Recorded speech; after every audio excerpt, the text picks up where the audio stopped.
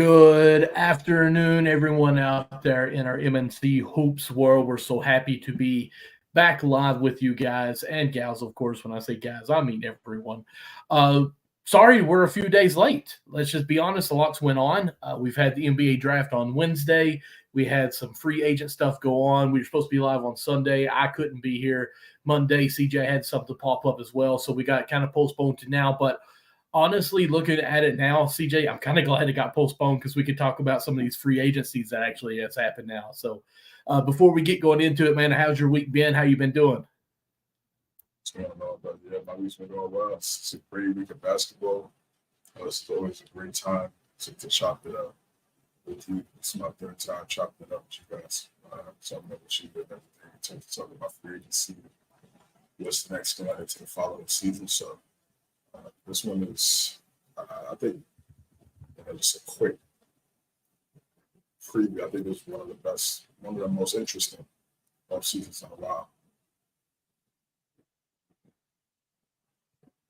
Yes, I think so too. Just with some of the drafts, and of course we'll get into it.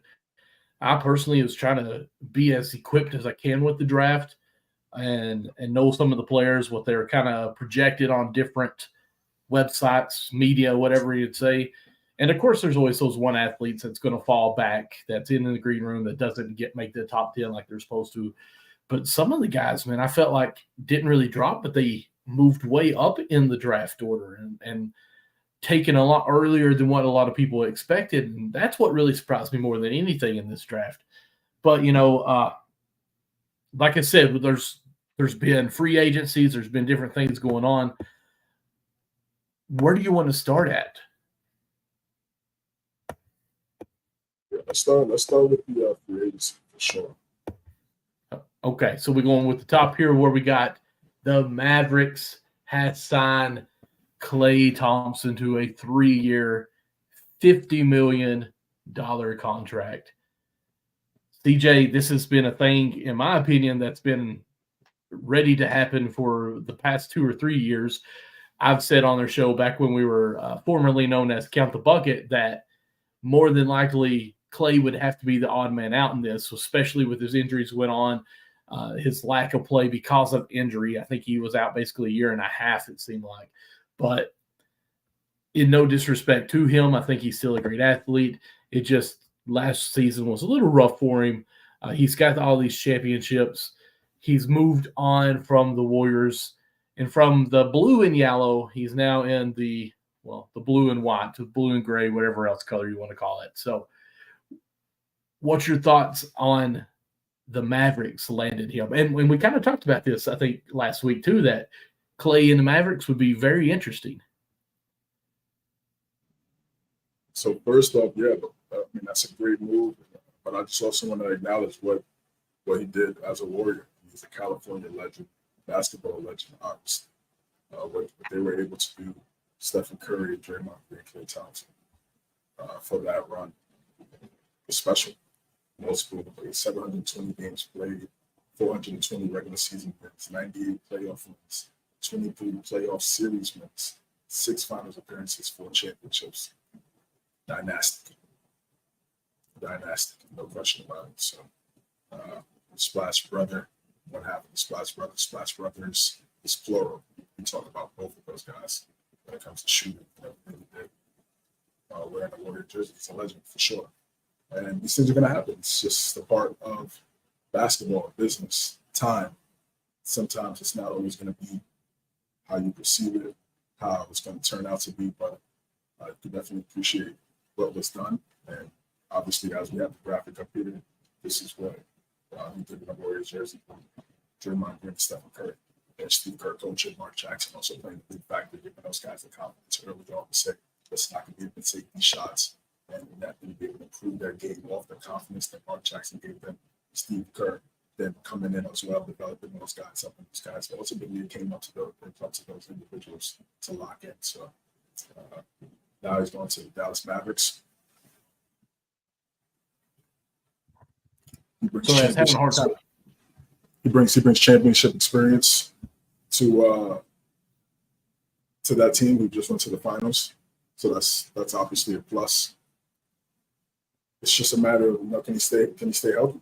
Can he stay healthy? They lost Derrick Jones Jr. and you're adding Klay Thompson. So it's just what Klay Thompson are you going to get? If you could be around 19 a game, 40 to 41% from three, he could be successful. So what Kyrie and Luka are able to do, all he has to do is just do what he's always been able to do: catch and shoot, space the floor, play defense.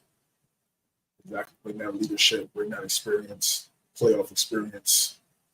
And with Kyrie, with Luka now having experience of getting to the finals, not succeeding, but getting there, we've seen multiple players get there and not be successful the first time.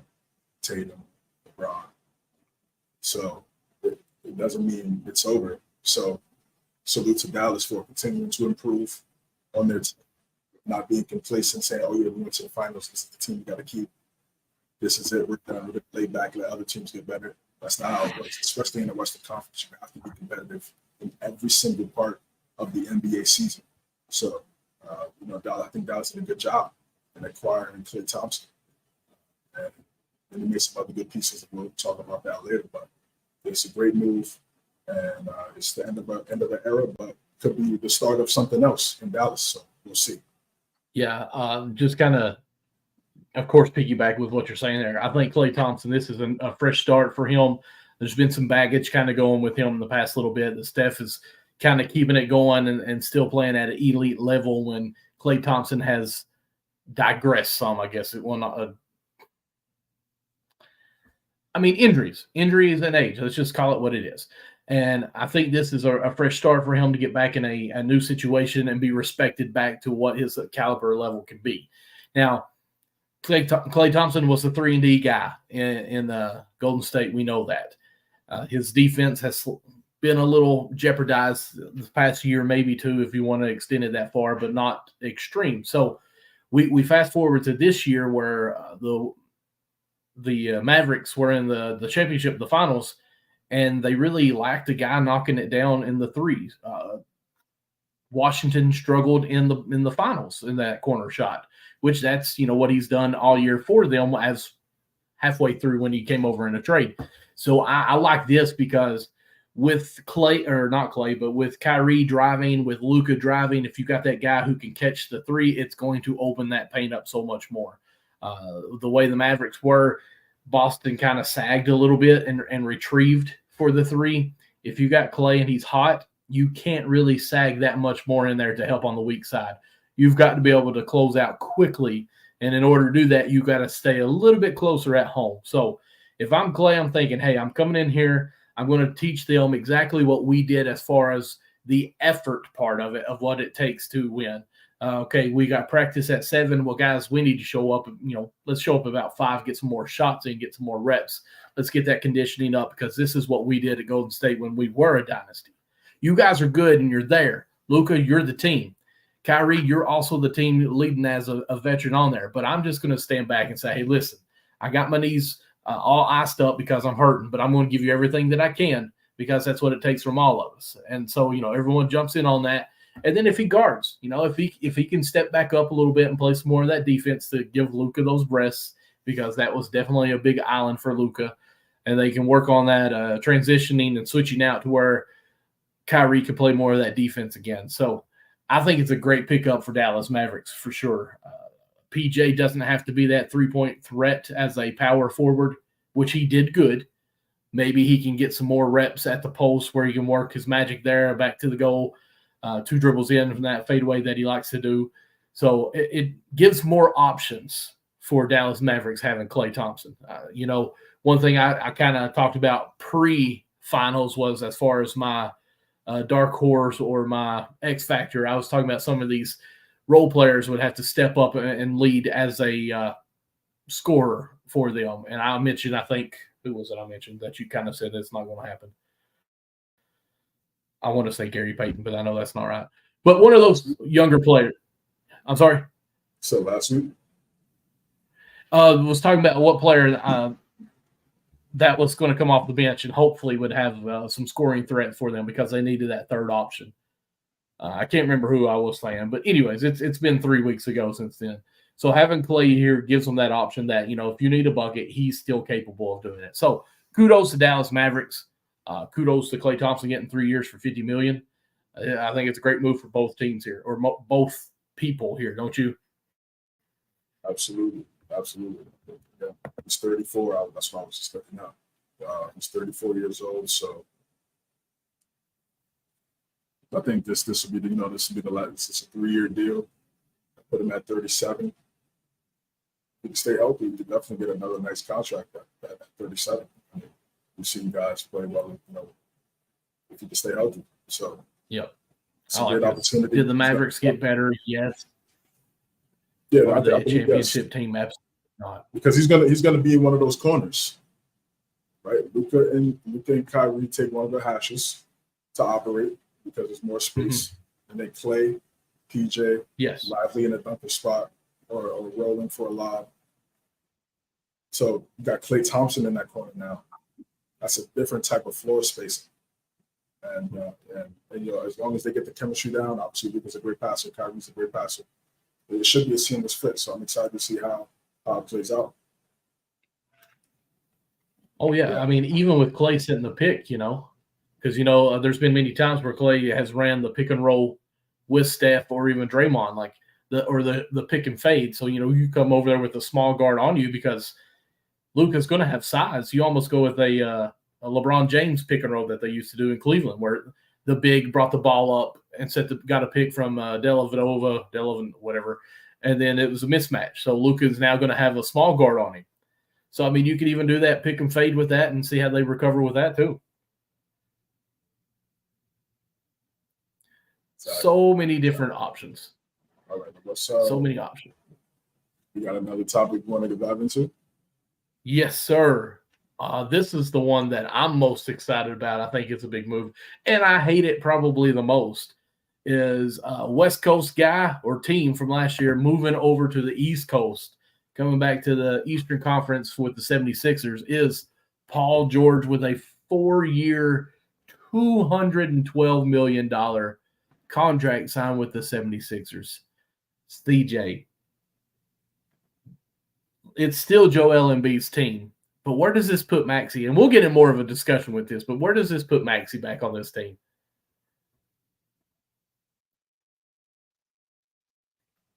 It puts Maxey at the second option. He's been on the team longer. He's established himself. He just also got an extension as well. So it's not like as if the team prioritized one player. They prioritize both players. And I think that is true. I think having two options alongside Joel Embiid with the caliber of those guys, Tyrese Maxey and Paul George, it puts Philadelphia in a top 3 team in the East. 3 locked. Should be top 3 locked. Who's right? Number 2? I mean, listen, I believe the Knicks have put themselves in it. It's just I know facts, it was the Knicks. It's just facts, brother. And we definitely, when it's time. I'm not hating. I just knew that's who you were saying with the 3. I knew. As soon as you said top, I was like, top 1, 2 for sure. And then of course you went with 3. Automatically. So this is a great move. It's a great move for Philadelphia. Yes. Everybody was assuming this was going to be the move, and they executed on it. We've seen a lot of situations where we went to Miami. You know what I'm saying? We assume things, and it doesn't happen. So, salute to Philadelphia, Daryl Morey. Got to give Daryl Morey his credit. I've criticized him in some situations, and now in this situation, I'm going to give him his props because I think this is a great deal. Paul George is still one of the best players in the NBA. Oh yeah, averaging 23 plus, well over 9+ years in the league. You know how difficult that is to do. The longevity, be able to do that, stay consistent, efficient, 3-level scorer, 2-way 3-level scorer. To have that as your 2A, not really a third, but like a 2A, if you want to call it, to help guys out, help with their ego and everything. But it's 3 great options. Nick Nurse, championship head coach. He knows how to coach great players. Kawhi Leonard, Kyle Lowry, Fred VanVleet. So Pascal Siakam, he's usually just a head coach, great player. So I think this is going to be a great fit for Philadelphia. And I've seen some Philadelphia fans kind of apprehensive about the full year 212 because they'd be paying him an extension, a lot of money, worth like 50 million plus, well into his late 30s. So, but this is obviously, when you see these deals, these are 2-year projects. Yes. Can we get a championship in 2 years?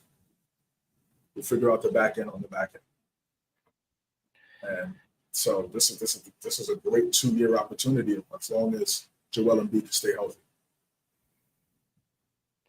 Yeah, like I said, I hate this because I've never bought into the whole trust the process with Philly that they've done for at least 15 years, it seems like now. But I love Paul George. Paul George is one of my, I know I always say favorite a lot. He's one of my non-Kentucky alum favorite players. There we go. Let me say it like that.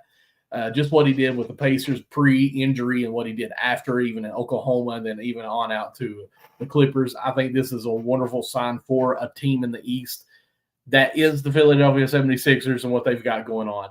I think Tyrese Maxey is the perfect player to fit in with this team for the fact that he seems like a guy that is always in a good mood, for one thing, but two, like, hey, of course, like, nah, man, you open, you go. He's unselfish, and that's what it's going to take with this big three to work. What's Joel Embiid going to give up so Paul George can get his? Paul George obviously is coming over to say, hey, I know this is your team, but I'm coming over here to make it a championship team. So the real class to me is how well is Paul George and Joel Embiid going to work together with this? Because I think Tyrese Maxey's kind of guy's like, hey, I just want a ring. Let's just go out here and play. I'm going to get mine. You're going to get yours as well. So that's my only thing. I won't say that I'm worried about, but that's what I'm going to be watching and see how Joel Embiid acts when Paul George is having these great games. Is he still going to be Mr. Hustle and try to go out there and get it, or is he going to start fading out more to the three-point line and try to work from there, which he's got a good shot, and he can do that. But, as big as he is, 7'2", something like that, with the size that he is, I mean, you could catch it out there, but 2 dribbles, and you better be within 5 to 10 feet of the goal trying to score. I mean, I know, again, you got a great shot, but if you're missing easy shots that you should be working a little bit to get, if I'm Paul George, I'm like, nah, Tyrese, give me the ball. Maxey, let's go over here this way. Let's go and get a bucket because we need a bucket. So we'll see how that goes. Joel Embiid has always been one of the guys that I think is a great superstar player, but does he have that in him to actually get over the hump to win a ring? Here's your chance, sir, to prove it. Like, if you're not all in with this team that you got now with Paul George, who is a huge upgrade from Tobias Harris. So let's see what you're actually going to do with this team. And again, health is a huge issue. We know that. But as this team right now, they are in the top tier teams in the East now. I still think Boston's better, but we'll see how they go playing out from here. I think the Knicks have it well put together. Star power, they don't have the Philadelphia star power, but I think they play well as a team where they are better that way. So I'm saying that. I'm not saying they bad, CJ. I'm just saying the way they play well together. They're not superstar players. They're a superstar team. They play so well together as their whole 5 or even 7. Of course, Brunson is a superstar. Yes. But I'm saying that they play well as a team on this. So, I agree that they are top 3. I don't know what position you would or what ranking you'd really want to put them at, but they're at least top 3. I'll give you that. Right. Can the Philadelphia 76ers answer this question? Can they get to the Eastern Conference Finals? That's the question.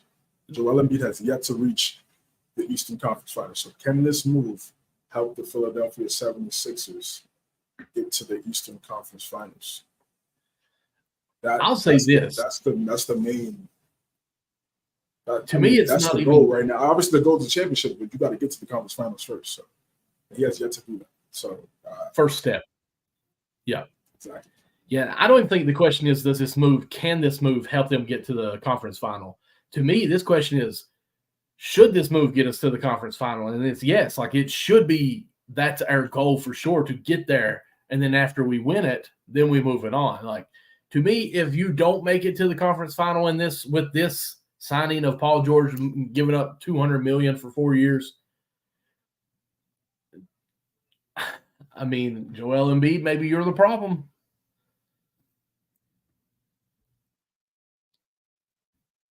You muted, I think. Yeah, it's going to be. I think it's going to be interesting to watch. It's going to be interesting to watch for sure. I just think with everything they got going on, this has to be the move. This has to be the move for them. It's still early. Like, they can still do more moves, you know? Like, some veteran players, some role players may be coming as well as we move on here. And we'll talk a little bit of free agency more in this too. But they can't be done, I don't think. Especially when you got Boston with the great five that they have. Like, you can have a good superstar or super three, and I don't think they're the best three, like this guy says. But do you think they're the greatest big three in the NBA right now, or the best big three in the NBA right now? He said the Sixers now have the best big three in the NBA. It's really not close. Again, how can you make that statement when the best player in the big three hasn't been to the conference finals? Conversation done. I mean, until Boston doesn't make it right now, conversation done. That's all you got to. That's all you have. That's all you have to respond to that statement. Yeah. How can this be the best big three in the NBA with the best player who is one of the best players in the NBA, but hasn't won a championship and hasn't even won the conference yet. So, haven't even seen the confetti fall. Yeah, so that just doesn't make the best big three in the NBA. I mean, the best big three in the NBA is Brown, Tatum, and whoever you want to put, whether it's Howard, White, yeah. Porzingis, that's the best big three in the NBA. If you want to be honest. And then you could go big four, and they got the best stat and the five. So that's the answer to that question. Yes, being honest. I mean, they won the championship, but let's kind of pump the brakes. I understand it's a big move, but that's big three in the NBA. Come on. All right, so let's go ahead. There's been another situation or another signing in this offseason already. We'll go ahead and let you talk about this just a tad bit because, I know you don't really like talking about this team too much. But, of course, the Knicks did make a trade, and they traded for – I said signing, but they made a trade for Bridges. I'm not for sure what they had to trade in it, but I'm sure your graphic you're about to pull up will tell us more details of what went on in that. Mikal Bridges, of course, I think was at I about to say Houston, but the Hornets last year. And let's see. Should be coming up now, the graphic. Guys, we'll take this time while he's pulling this up. If you haven't subscribed to our YouTube channel, it is scrolling at the bottom, youtube.com/@MNC Hoops. Go give us a subscribe, turn on that notification. That way you know when we're live, whenever day that we are on. But we are usually on Sundays at 9 p.m. I don't know, though, CJ. I kind of like this Tuesday. It's kind of nice in midweek here, a day like this. We might have to negotiate this here a little bit.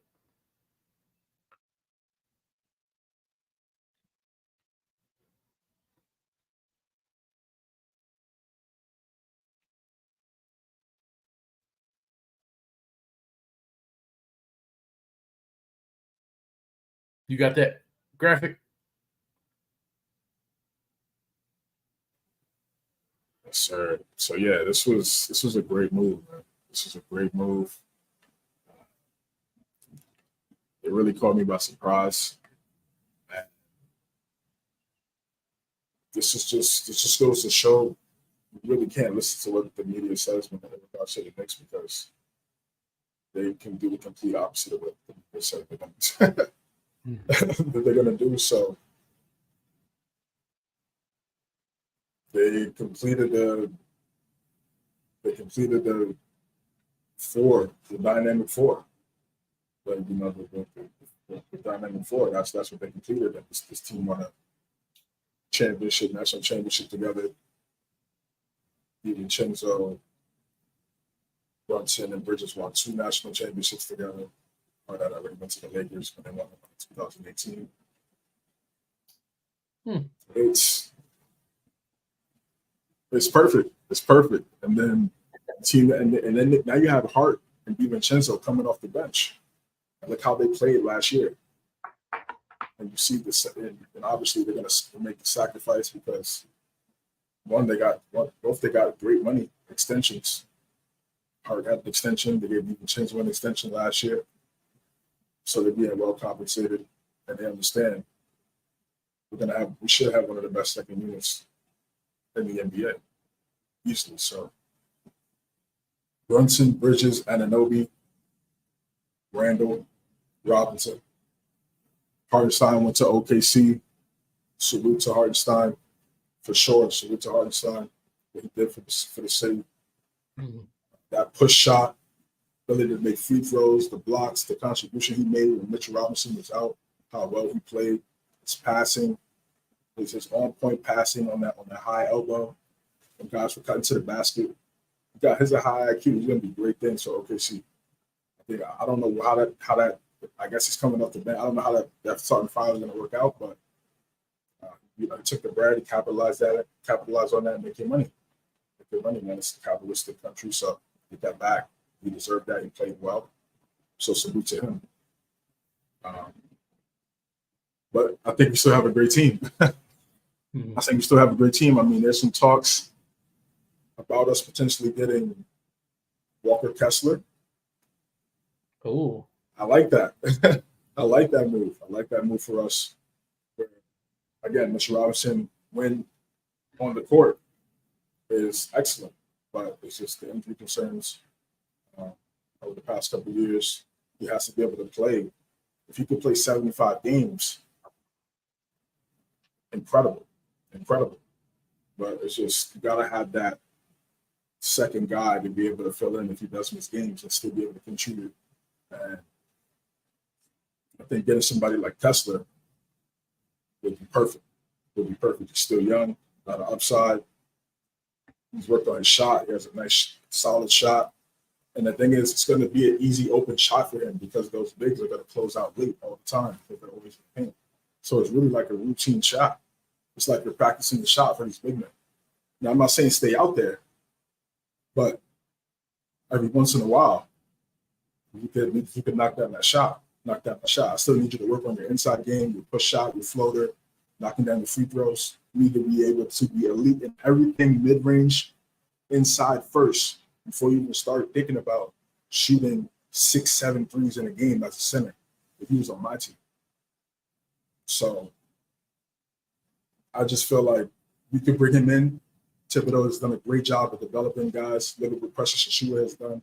There's a lot of people that had mixed opinions about Precious Achiuwa before he came to the Knicks in that Anunoby trade. He played well, played excellent. I don't know if we could possibly bring him back. We'll see. I think if we bring him back, that'd be great. He played really well for us in definitely certain big moments when guys were out at the second half of the season. I remember all of that. I watched All 82. So he contributed. He did a great job for us. So, like I said, I feel we have a great starting five. Now you have Bridges and Anunoby in the corner, and you have Randall and Brunson on the hashes to drive and create or driving kicks. And then Mitchell Robinson again in the dunker spot. Mitchell Robinson can work on developing a push shot. Just a little push shot, just right there in the dunker spot. That's all he has to do. On a short roll, just right there. That's easy. That should be easy. I don't know, man. That should be easy. A little push shot right there should be light work.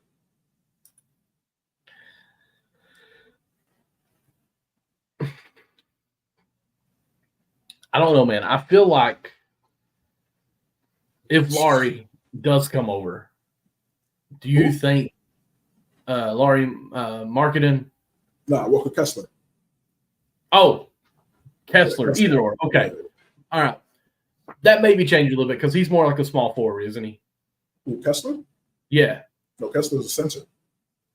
Well, then I am thinking of the right one. I just had the wrong name. My thing is do you think that this might be pushing on away from Randall? No. You hear what I just said? I said Bridges and Anunoby in the corner. Huh? Right. But I mean, I don't know, man. The way that you all played without Julius Randle last year, I think y'all look better a lot. I mean, there's a lot Where of do we times. go? I agree, but you're also making some more depth here. And again, I agree with you, and I'm with you. And so hopefully it's just me out here in left field thinking that what if they are about to go a different route away from Randall? Because Brunson is the guy, and he's getting his buddies around. It's Villanova Wildcats all over again here. So you add some of these role players, and you could really have a cheaper Julius Randle, I feel. The way the NBA is now. Yeah, I don't look at it that way. Again, and I need to emphasize this, and I appreciate everybody tuning in right now. Grateful. This whole Knicks situation and what they've done up to this point does not happen if it were not for Julius Randle signing with the Knicks back in 2019. That's just a fact. Agreed. That's just a fact. You can't talk about this timeline for the Knicks without talking about the genesis of it. Facts. So, I understand he hasn't been successful in the playoffs, and struggled, and he's had moments. He had to grow and learn how to be a number one. If he wasn't that in the Lakers. He was a high draft pick. You obviously know you watched him in Kentucky. You know about Randle. And he obviously got hurt early, came back. I mean, his story is crazy if you think about it. His story is crazy. Broke his leg, came back, became an All-NBA player, 3-time All-Star, 2-time All-NBA player, top 10 power forward, top 5 power forward in the NBA. His story is crazy. So, again, you can't talk about what you've done. I mean, what the Knicks have done right now without talking about what Julius Randle did in the beginning. And maybe I came off a little wrong on that. No, I get what you're saying. I understand what you're saying, and that's been a talk. And again, that's kind of been a talk. But like I said, I don't subscribe to that way of thinking when it comes to this Knicks team. I look at us as having a lot of depth, versatility, guys being able to switch, guys being able to space the floor, attack the basket, play defense, cut, defend, rebound, push the break. I mean, we have all of that now, if healthy. Anunoby and Bridges in the corner. I mean, these are two of the best 3-and-D wings over the last 5 years. And they're on the Knicks. This is a crazy time for the city. And like I said, I'm just grateful, to be able to watch this and appreciate Leon Rose locking in, really appreciating the history of this city and what basketball means to New York, and being able to bring a great team to the Knicks for these young kids and also all generations to be able to watch what we're seeing. And I think, they're going to continue to grow, get better. And if they stay healthy, we're going to go far. I think I believe we're a top 2 team in the Eastern Conference. No question about it. No question about it. I'll take the Knicks over the Sixers. No question. We have the depth. We have the chemistry. The coaching is right there. Even though Nurse has a championship, but Tom Thibodeau was a 2-time head coach of the year. Let's not get it twisted. So, again, the chemistry these guys have with Randall, with OG, Mitchell Robinson, McBride. Now, I'm taking the Knicks every time in that series. Every time. Even if you look at it objectively, yes, do they have the best player? Okay. But our best player has been just as far as their best player. It's factuals. Right. The last 2 years. We took them out in the first round this year. And Munch has been in the second round the last 2 years. Just like Embiid. Embiid has been to the conference final, and who does Brunson? If Brunson did this season, who I'm taking in the playoffs, are we serious? Are we serious? Come on. Now he got what? What I've really enjoyed about having a podcast with you, CJ, is what's been great is the New York Knicks have really done this almost quietly. Is it not crazy that the Knicks have really, I go back to what I was saying earlier, as far as superstars, they're not the prettiest of that, or as they say, the sexiest or whatever going on up there in New York, but it's been perfect moves for the Knicks to be doing this. Tom Thibodeau, 2 years ago, you were ready to fire him because 7 players deep and defense only, play everyone to the maximum. But now 2 years up, and you're talking about the depth that you guys have. So has Thibodeau kind of evolved a little bit as a coach here as well? I mean, he's still defensive minded, but he's using a bench, and these guys are clicking together. Do you think?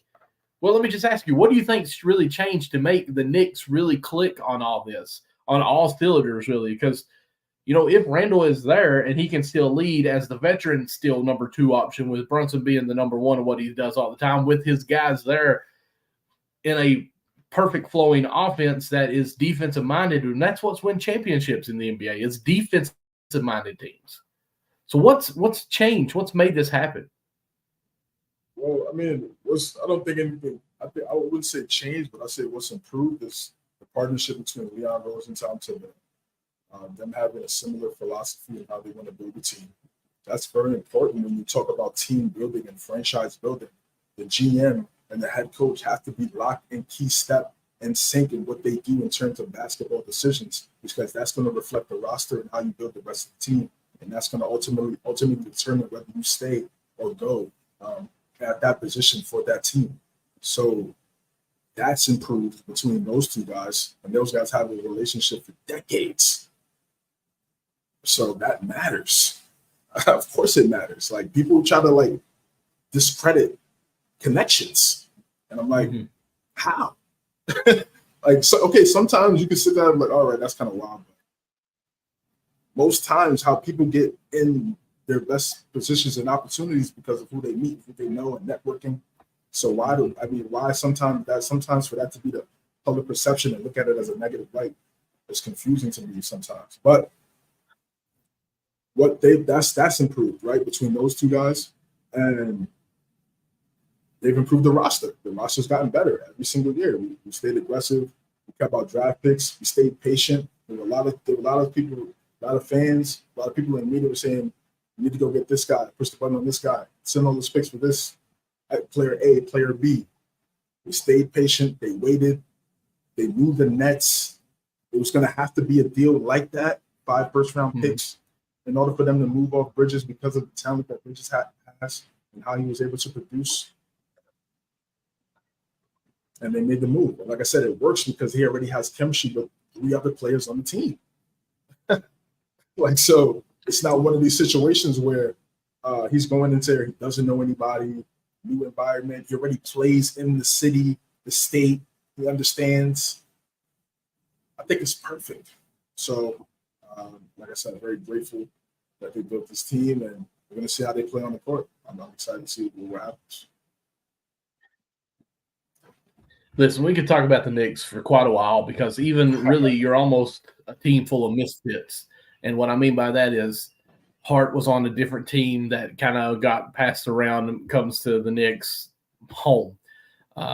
Even Mikal Bridges now, Brunson even, who was with Dallas and then got passed over as far as we overpaid for him.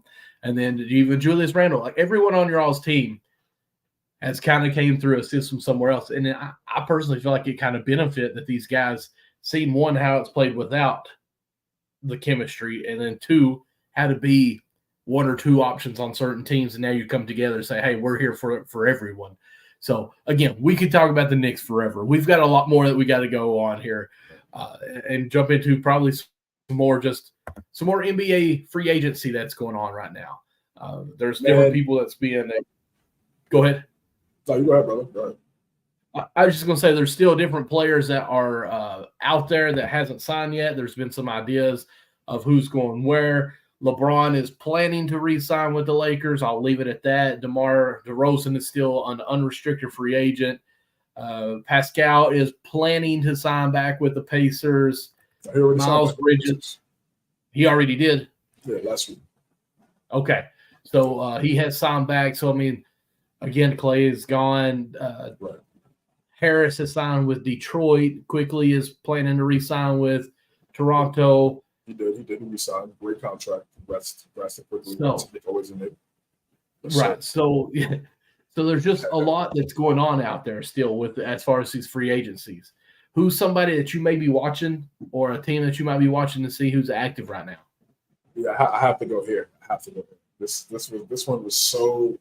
Oh my goodness! This was like a 2K This reminded me of like some 2K trade finder type of Wait. trade. It was like, oh, he's available, yeah, but okay, I know, but it's still Chris Paul, and you got Wembanyama. They need a point guard. Perfect, in my opinion. And this is a great move, man. This is a great move. I think it just speaks to Chris Paul and just how he wants to continue to be a factor in the evolution of the game and the youth, the next generation. He obviously helped SGA a lot. They have a great relationship. I've seen a couple of clips of that, and things like that with their families. So that in that 1 year, that was it.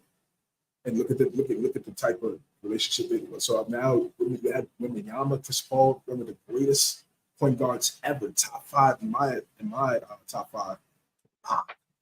So even though yes, he's 30, 39, he's up there in age. We know the injury concerns. So we know all the narratives with that, but I just feel like again, just him being able in that locker room, not just helping Wembanyama, but helping Scott Castle, Kelvin Johnson, Jeremy Shohan, all the other young players on that team, being the coach on the floor with Popovich, having the same type of philosophies to Pop, minimizing the certain mistakes that they had made, also done for Sell, minimizing the certain mistakes that they made last year because they were in a lot of some games and they had an inability to close. And now if you have Chris Paul on the court, you have some of the floor general, he can help you minimize those situations and help you succeed and win those possessions and win those games. And that could easily change the complexity of how you look at a season for a specific team. So I like this move. I don't know what it does really in terms of standings for San Antonio because they're still a young team other than Chris Paul. So the guys are going to have to improve and take that next step in complement with Victor Wembanyama because I seen the clips what he did if he's doing in France and with the tween dribble to the corner, step back. Insane.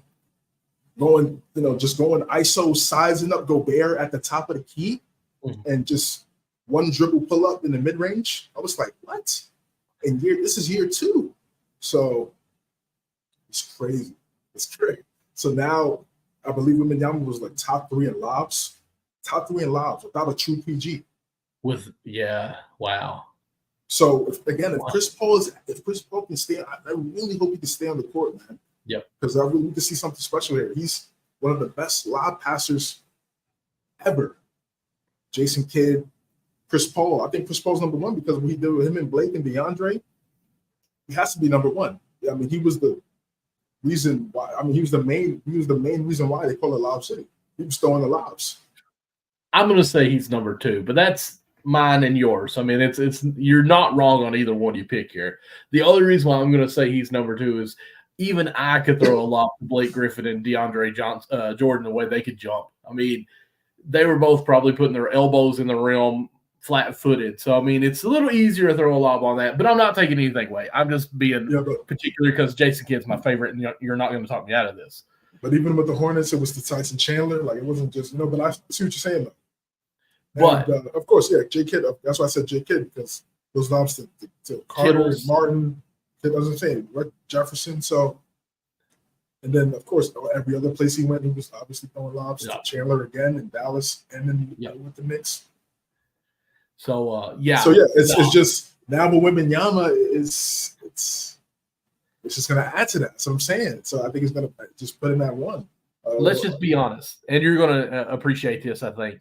If Jason Kidd can get lobs and put the person in the right position with the ball on his passing and have Ayton score 18 to 20 points a game, let's see what really is going to happen here with Victor Wembanyama. Like, this is going to be awesome to see what goes on here.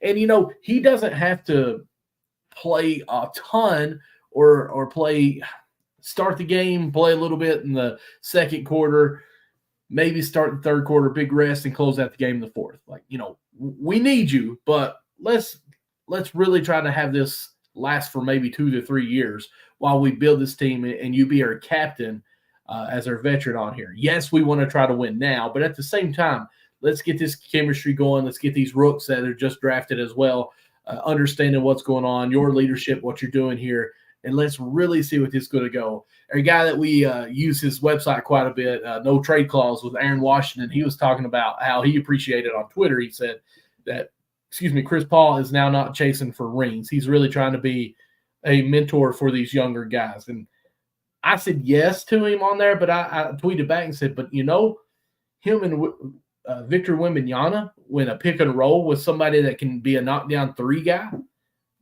that's going to be pretty good in the West, even right now. So adding Chris Paul with this, I think they're a play-in team. I think they're a play-in team. For sure. Okay, so Memphis out? So Memphis wasn't a play-in team last year. So is Memphis going to be a play-in team? So where's Memphis going to be? Well, we don't. I mean, how healthy will Adams be? Because the way they even drafted by drafting what was it, Edey, they're big guys. So what's going to go on there? Are they trying to move on from Adams? Will there be some learning curves going on there for their growth there? Ja Morant, how will he play coming back healthy? I think that they may not be a play-in team next year, but they have the potential to be. Does this make them better than Utah? It depends on how healthy and how well that Chris Paul fatigueness or stamina can go with this. I'm saying that they're playing team, so that means to me you're assuming he's going to stay healthy. Hey, write it down. Spurs play in next year. I think that'd be great. That'll be great. Wembanyama goes to the playoffs in his second year, especially after winning 22 games last year. Yeah, who's going to be able to guard? Nobody's going to be able to guard. Again, I hope this works out. Let's take some other things, some other stuff that's going on for you. All right, maybe I'd reach too much now that I kind of came off my high there. But I'm sticking to it because I said it. So Chris Paul going to the Spurs, and they may make some more moves. They've got some trades still. Who knows what? I really hurt for two reasons. One, that they didn't draft Reed Shepherd. He didn't fall to them because that would have been a perfect pick and roll with me. And two, when they drafted Rob Dillingham, they traded him away to the Timberwolves, which we'll get into that conversation probably in a little bit as well.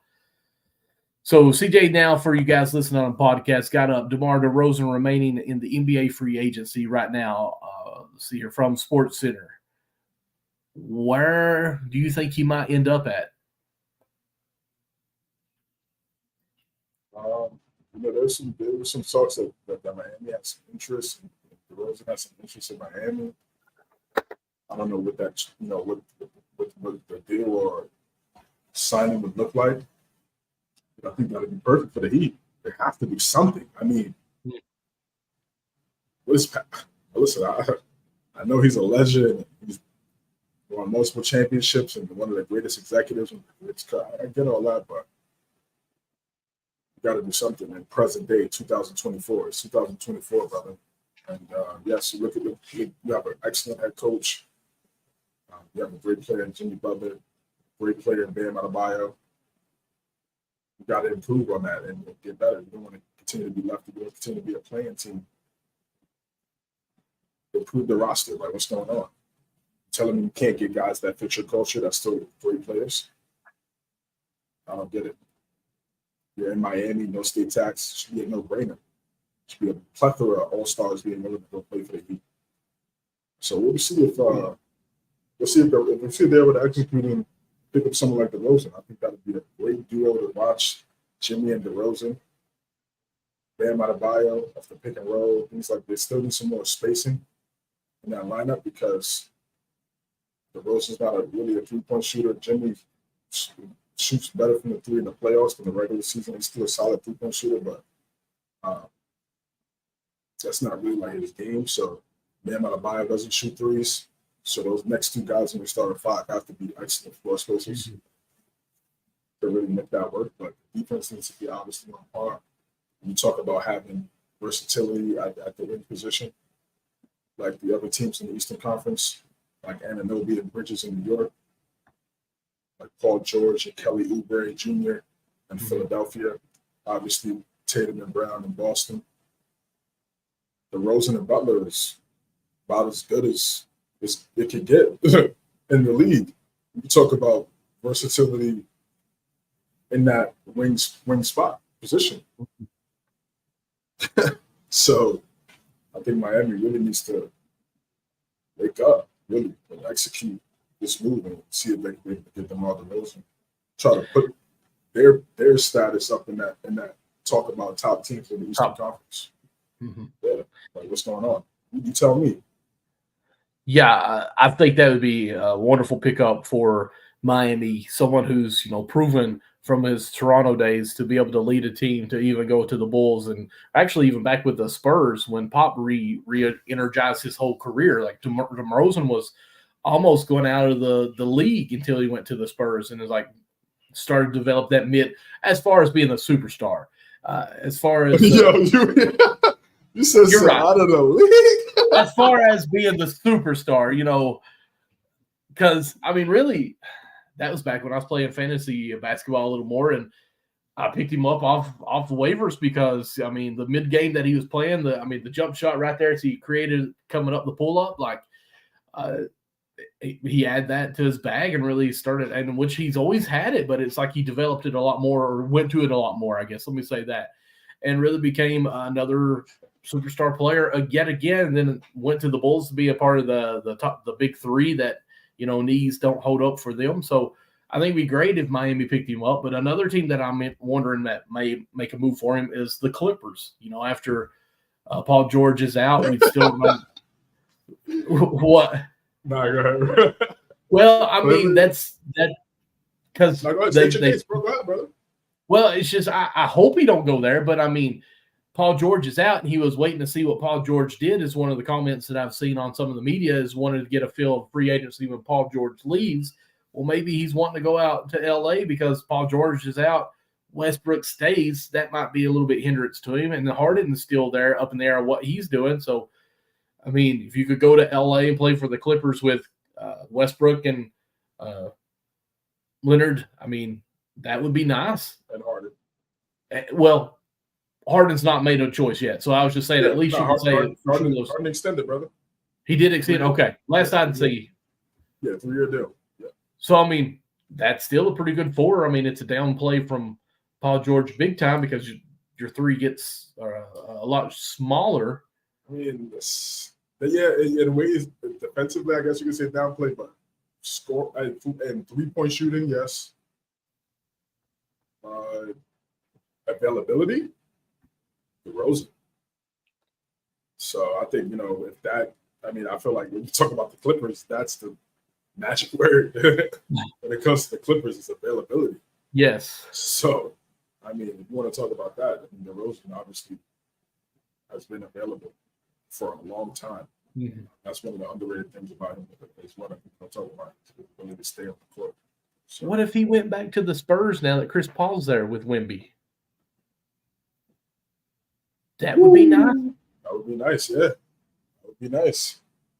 That would be nice. Yeah. Now, yeah. Now, if you said that, playing, yeah, that's definitely now at the play-in. Thank you. Now we're on board. But again, Chris Paul, again, it's like what we're saying. They still need some reassurance of, after him in that point guard position because again, we already know. Let's see what else we got here. I think it's like a list, yeah. Can't believe you laughed at me with the Clippers. That hurt my feelings. No, bro, you said DeRozan was almost out the league. I was like, whoa, chill, brother. Out the league? Well, as a superstar, I mean, you agree as a superstar. I know what you're saying. Yeah. Okay. Yeah. You're right. Bad choice of words. My bad, guys. I got you, bro. I'm from Kentucky, okay? I'm extreme sometimes, I guess. That's all good, bro. All right, so we got Gordon Hayward. Just again, another we talking about just having injury, it's just unfortunate.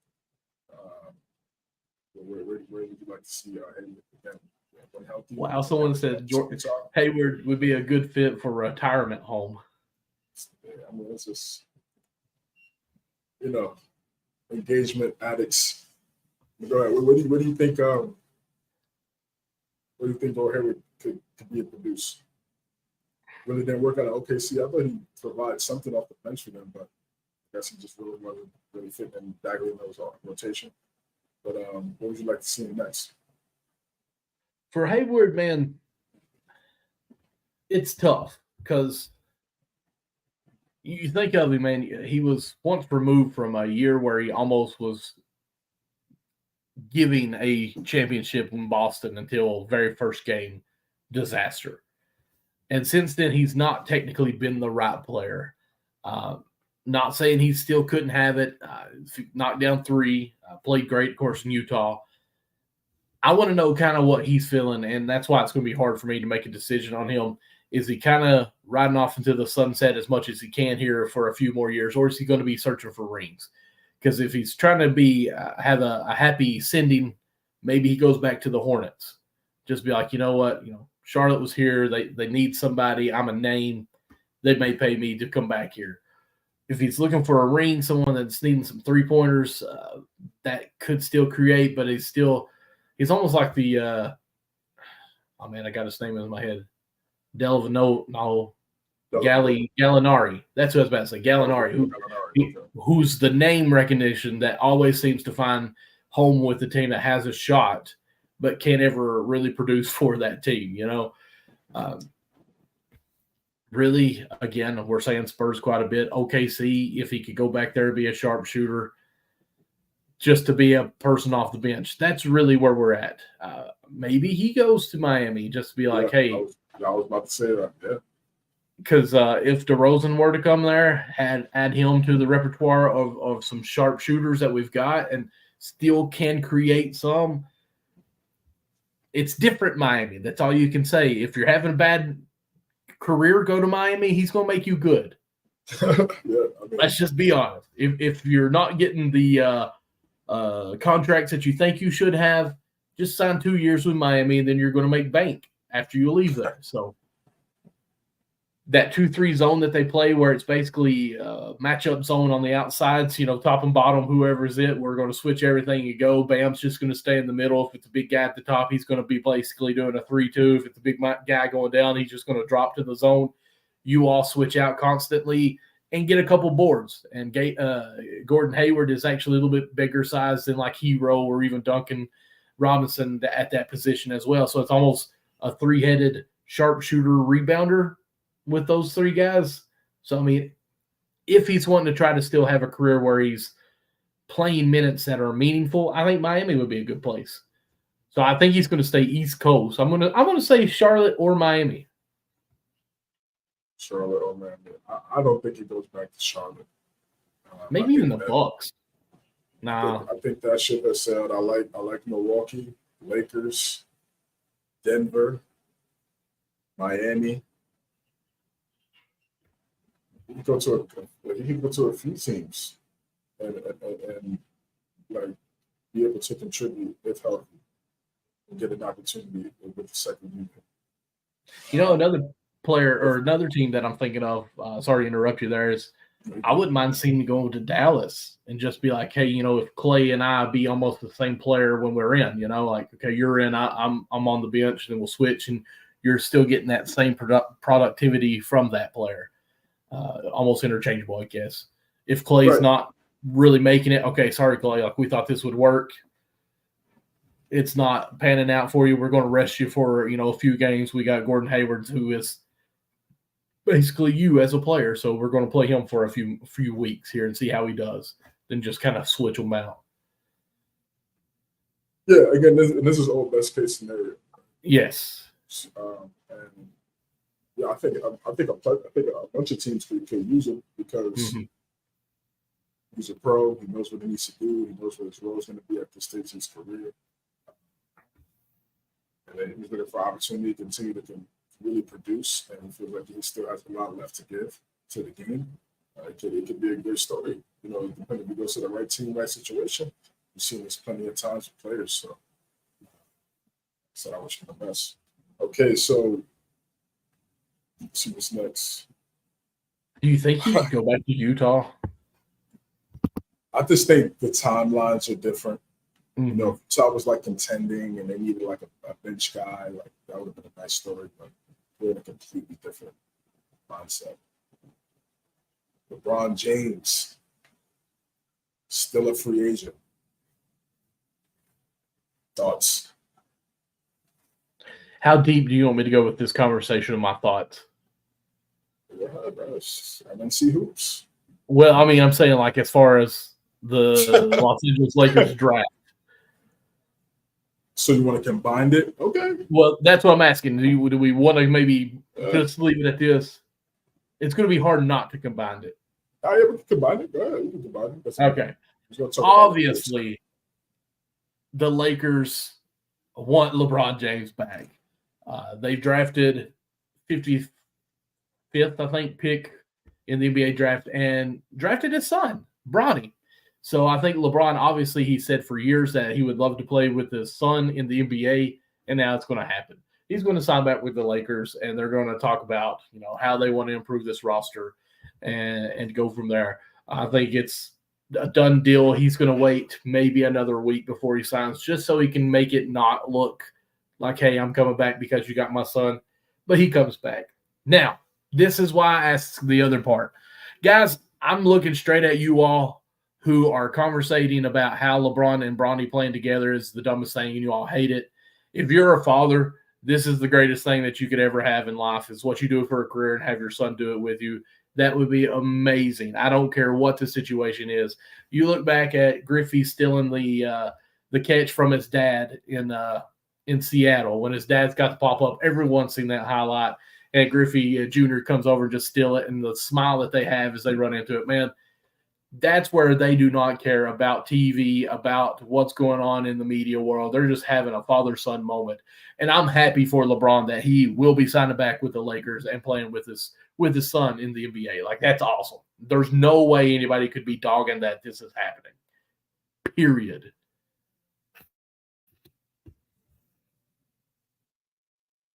Yeah.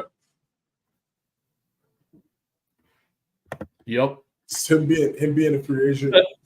That's just it's a lot because we combine them. So him being a free agent,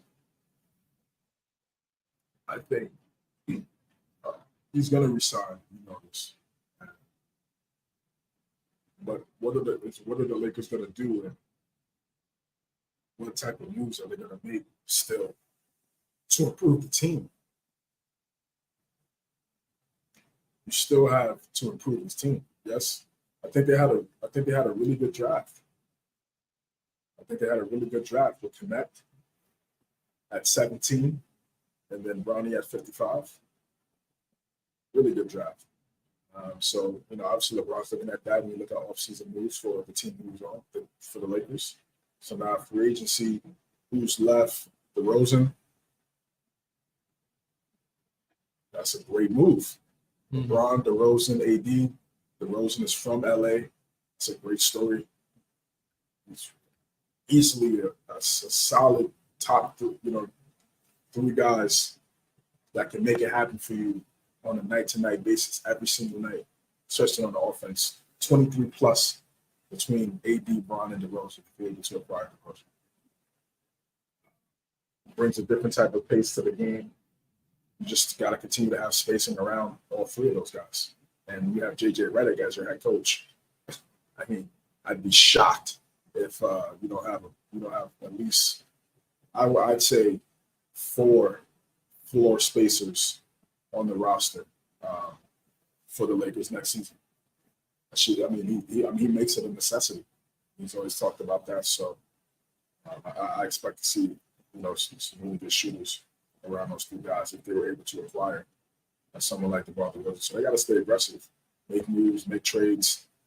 The Dallas just improved. They were just in the finals and lost. You got bounced out in the first round. You should be up and trying to get anybody, not anybody, but somebody that can make an impact. I think they got Mo Bamba. Yep.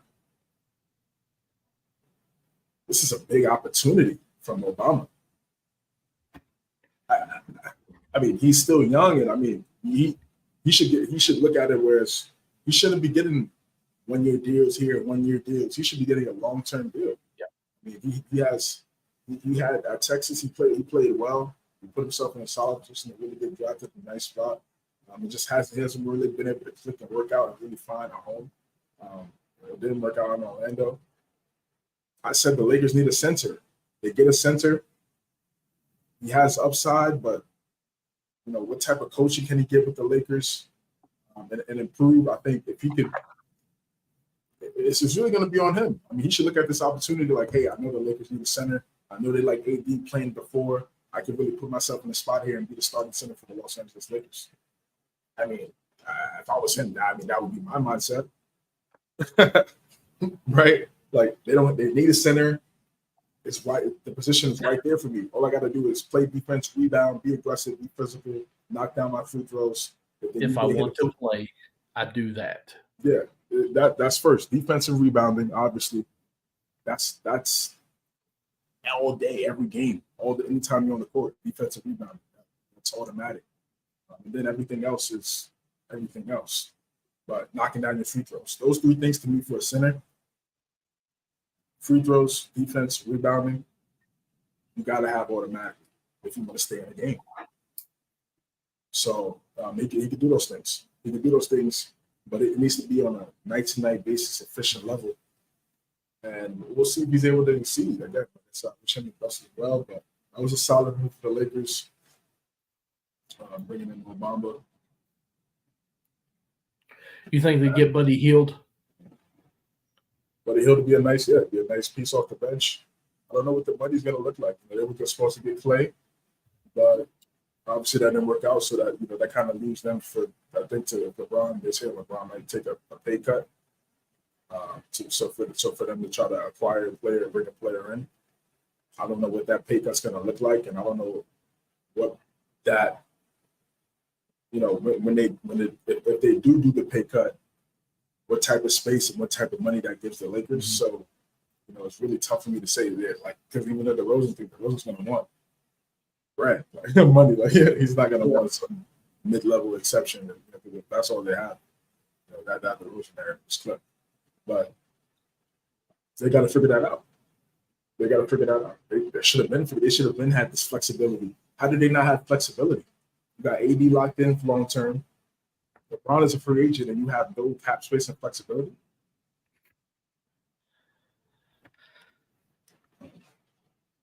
Let's see here. I've got on NBA.com. You can pull up and actually search by position and stuff. So DeRozan is free agent still, and then it goes down to Gary Trent Jr. is free. Saddiq Bey is a free agent. Javonte Green, and then we got Buddy Hield, Tyus Jones, Mikal Beasley, Dinwiddie, Alec Burks, THT, Lonnie Walker.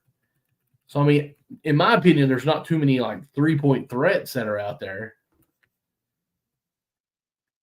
But I do agree with you. I do feel like, they're going to try to get someone who is – I don't know what happened to you, but you're not on my screen. Did you – there we go. So I don't know if this is a team where we're already having a discussion like this is what Lakers are going to open up the season with. Obviously, we know mid-season there's going to be trades because they couldn't make those moves. LeBron's free agency lasted a little bit longer than what we expected, so we didn't know what we could get. All these other guys signed quicker than usual because you would have thought possibly some of these players, these superstars, would have been like, well, let's wait and see what LeBron does. And I feel like, free agency started a lot faster than usual. Do you?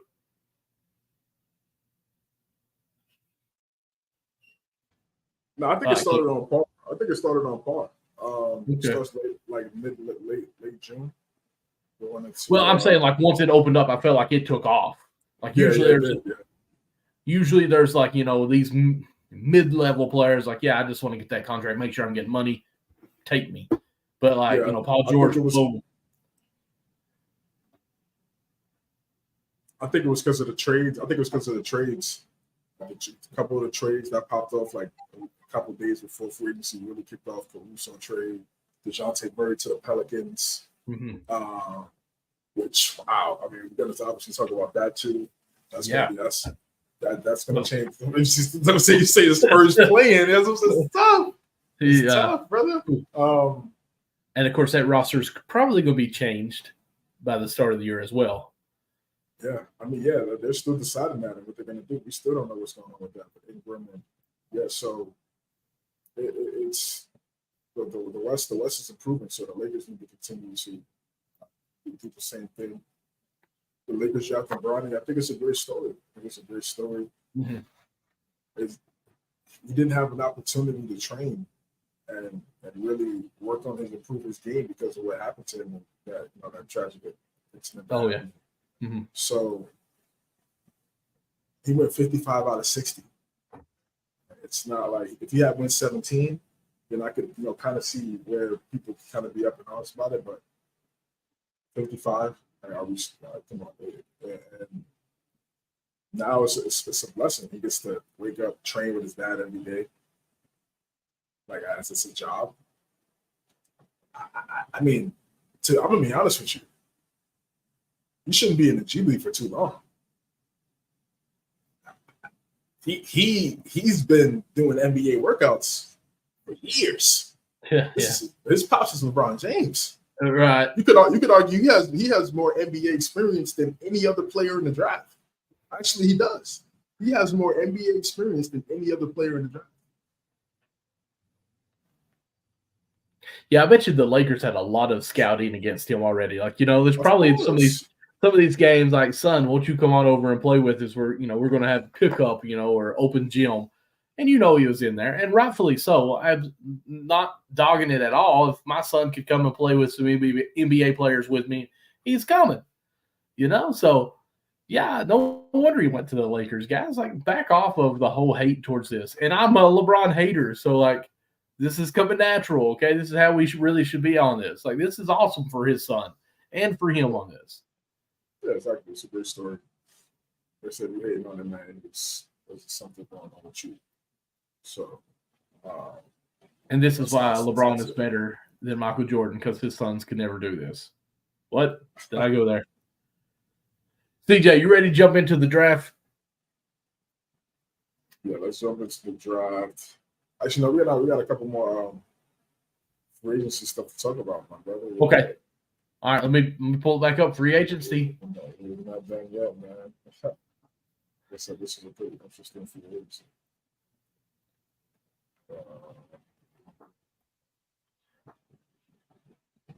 What we have here? The Hawks. Hawks get Dyson Daniels and Larry Nance Jr. We had a trade for the Pelican. That was the DeJounte Murray trade. Okay, those are some nice pieces. Larry Nance going to Atlanta. I think that's a good spot for him. They need some front court players. That's a nice spot for Dyson Daniels as well, coming off the bench and being a secondary playmaker. Cool. All right. Boston Celtics. We signed Cornette. The Mavs Kuta on a multi-year deal. Jason Tatum gets a 5-year max extension, $300 million. Tatum and Brown both have $300 million contracts. Deserve every single dollar. Probably should be more. I mean, they've been able to do it for the last 6 years. Xavier Tillman returns on a 2-year deal. Derek White gets a 4-year extension. So they're able to acquire and keep their core for the next 3 years. Holiday, Brown, Tatum, White, Porzingis, all locked in for the next 3 years. So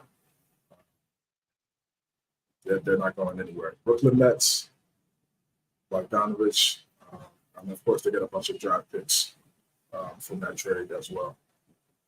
Also, the next Bogdanovich will probably be a buyout, so they're probably if they could trade him to get more compensation. Or it might be a buyout. He's going to be. He should go to the Lakers. Lakers should be automatically. We'll try to get him.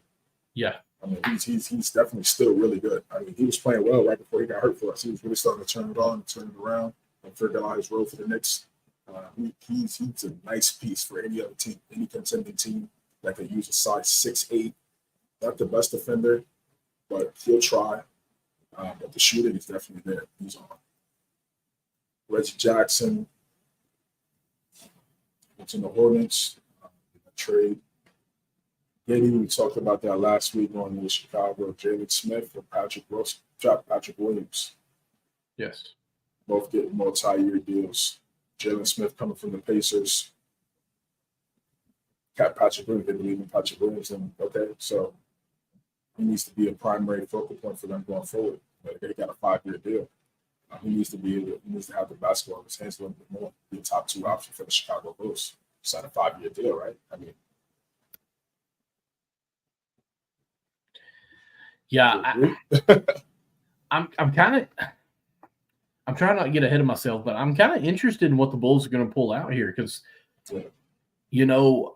DeRozan's not coming back. Levine more than likely is not going to be there. We know. I don't think he's free agency, but I feel like there'll be a trade of some sort of well. Yes. So, I mean, Giddey is what, 20? You got Williams. 21, 21, something like that. Yeah. I don't think he's 20. Well, yeah, he might be 21. But Patrick Williams, a 5-year deal. So, I mean, that's and Jalen Smith for 3 years. Like, that's a decent future, what you got going on, plus with some picks that may be following any trade with Levine coming out of here. So, I think the Bulls are really kind of setting themselves up really good for a rebuilding because, whenever Alonzo Ball comes back, what are you going to do with him? Trade him off or let him kind of run this team? So, I mean, decisions. Yeah, so I'm really interested to see what the Bulls do. I think they're setting up could be a perfect storm, or it could be coming out something that will look amazing that they were able to orchestrate this big 3, sending them off, and then being able to have a future at the same time with that. So I'm really intrigued with them this offseason, see how it goes. I mean, I don't really think they lose either way. I mean, obviously, it'd be a loss if they weren't be able to execute on the back end in terms of draft picks, but whether they keep the guys and they all work out, great. But if it doesn't, they can just trade them and get draft picks. So right, you're gonna get a solid. You're gonna get some compensation for them. I don't know what it's gonna look like. There've been a lot of talks and fluctuating looking about what that would a trade deal would look like for the team. I don't know. But I would say definitely at least 2 first-round picks would be in there. Mm-hmm. I mean, maybe 1, 2. We'll see, but. Yeah, and then Lonzo comes back healthy. He looks like, how he played before he got hurt. He's definitely going to have value for sure. So if that's the direction they want to go in, quote unquote, worst case scenario, because of course a lot of teams want to start fresh, want to start over and build the team their right way. And a lot of those guys weren't there for this new regime. So, so as I'm saying, they want to build the team their way. So we'll see what happens with that. Donovan Mitchell signs a 3-year extension with the Cleveland Cavaliers. All this talk, speculation, he was going to the Knicks, he was going to the Heat, he was going to leave Cleveland, go to a big market. He's a big market guy. It's the 3-year deal, not 5-year deal. Yep. 3-year deal. I think it's 26, 27. So that puts him well in the position to get a 5-year deal at 30. Which was smart, very LeBron-esque, signing short deals with a lot of money and then still being able to have flexibility for another multi-year deal on the back end, right into your prime. Yep, it's probably 2-year with a player option on the 3rd year. Smart move, whoever is advising him. And staying with the Cavs. So, I mean, he's the guy. He's played well. Got hurt with the hamstring a little bit towards the end there against the Celtics. But they need to improve. We all know what they need to improve on. We've talked about it plenty of times here on the show with Mobley and things like that. But I think this is a great move for the Cavs fans, to be able to keep Donovan Mitchell there for 3 more years. I think it was kind of probably some uneasy, with the Cavs, a little bit of deja vu, So for them to get a little bit of security from Donovan right now for 3 years, I think that's good for the Cavs and also the organization and the fans. Yeah, and who knows? I mean, yes, he agreed to a 3-year extension, but it still could be a trade, like a sign and trade if something comes up. Nah, to me, usually sign a trade right away. I think it's 3 years, 150. To me, that's understandable. Which I like it because, one, I don't really consider Donovan Mitchell a high market player. I mean, he played in Utah and then got out of Utah and went to Cleveland, and he stayed with Cleveland. I feel like, he kind of likes the small market. Yeah, it's because it's from New York. They try to tie in together with right. And So I like it because he's a high, he's very athletic. So when they always like to tie big market with super athletic guys, But no, I think this really shows us what he thinks can happen in Cleveland for him to stay there, and they're so close. What you think is going to happen?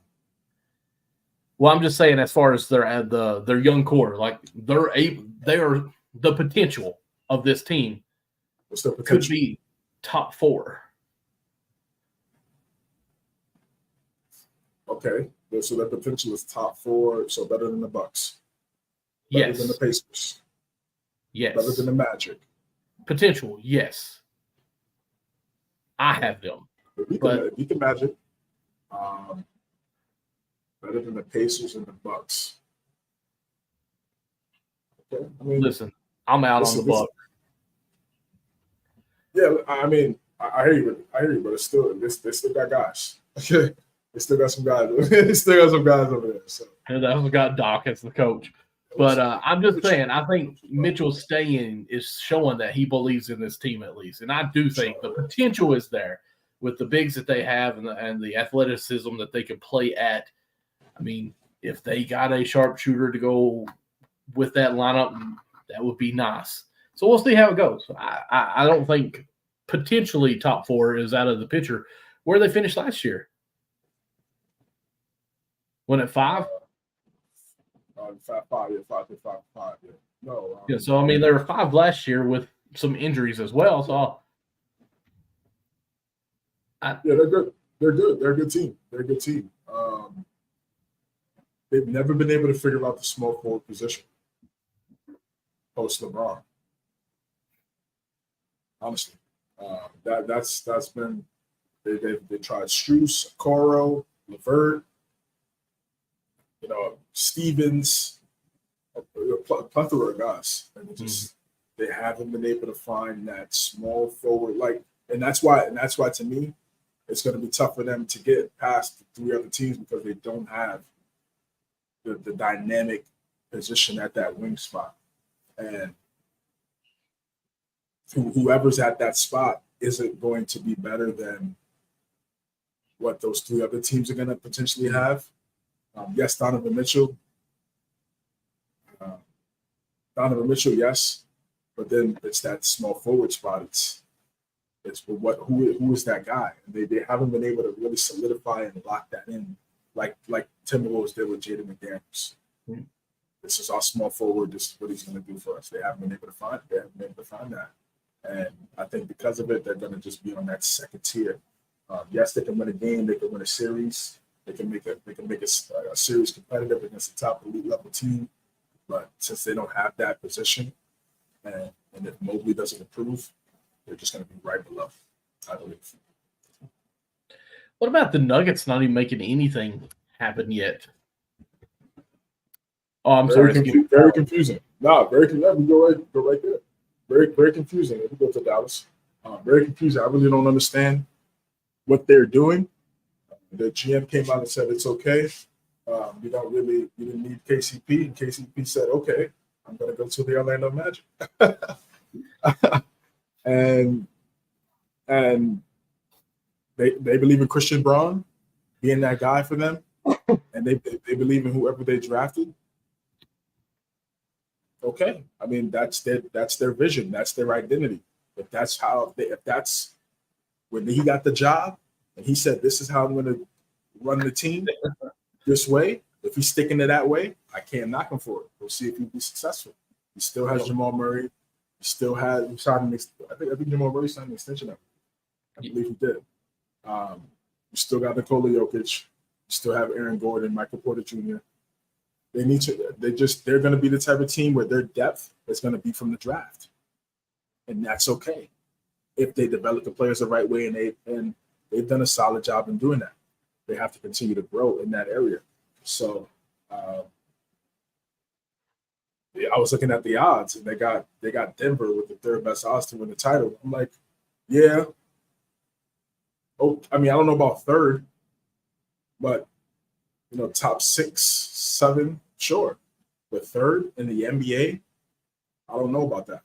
Yeah. I mean, I guess Vegas probably looks at it like, no team in the East could beat Boston, so no team in the East could be second. I don't know, but it doesn't matter.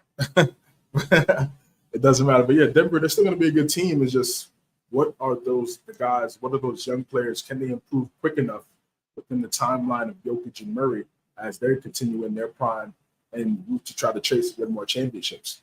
Can those two complement each other at the right time? I guess we'll find out because that's their vision. All right, and then for the Mavericks. Oh, you just talk about the Nuggets? No.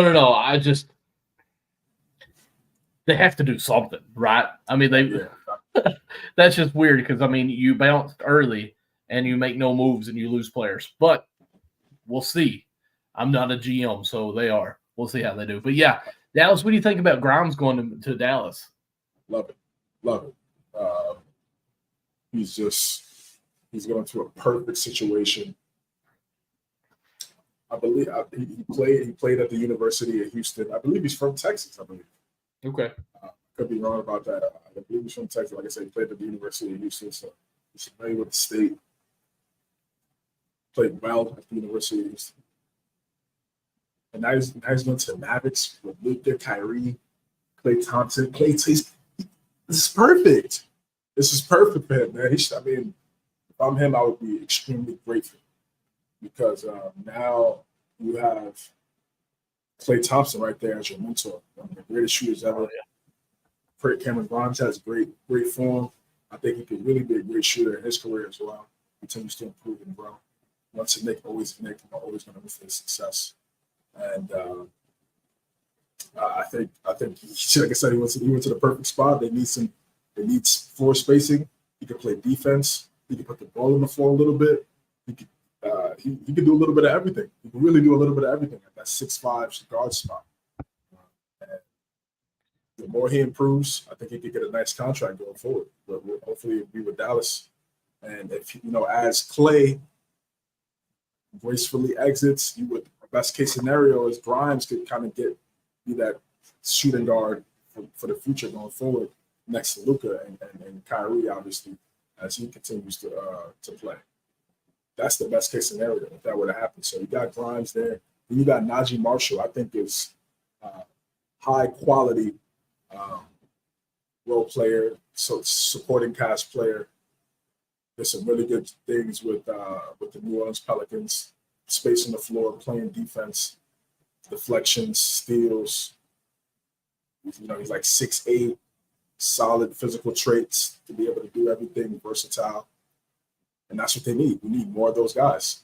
Be able to switch, play with any lineup, can play in a lineup with any of the best players with the Mavericks, and not feel like he's hurting the team because of any type of inabilities or deficiencies that he may have, because of the traits that he does have, helps the team.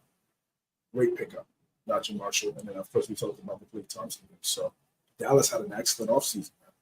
And that surprises me because usually the team that doesn't win the finals falls back. Yeah. It just always seems like there's a lag for them. And for them to jump out in front with this, I think it's great that Mark Cuban and the whole company is like, hey, we're buying in with these guys. We're not done. We don't care what we have to spend. Let's go.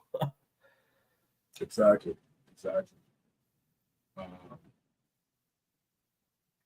Let's go down.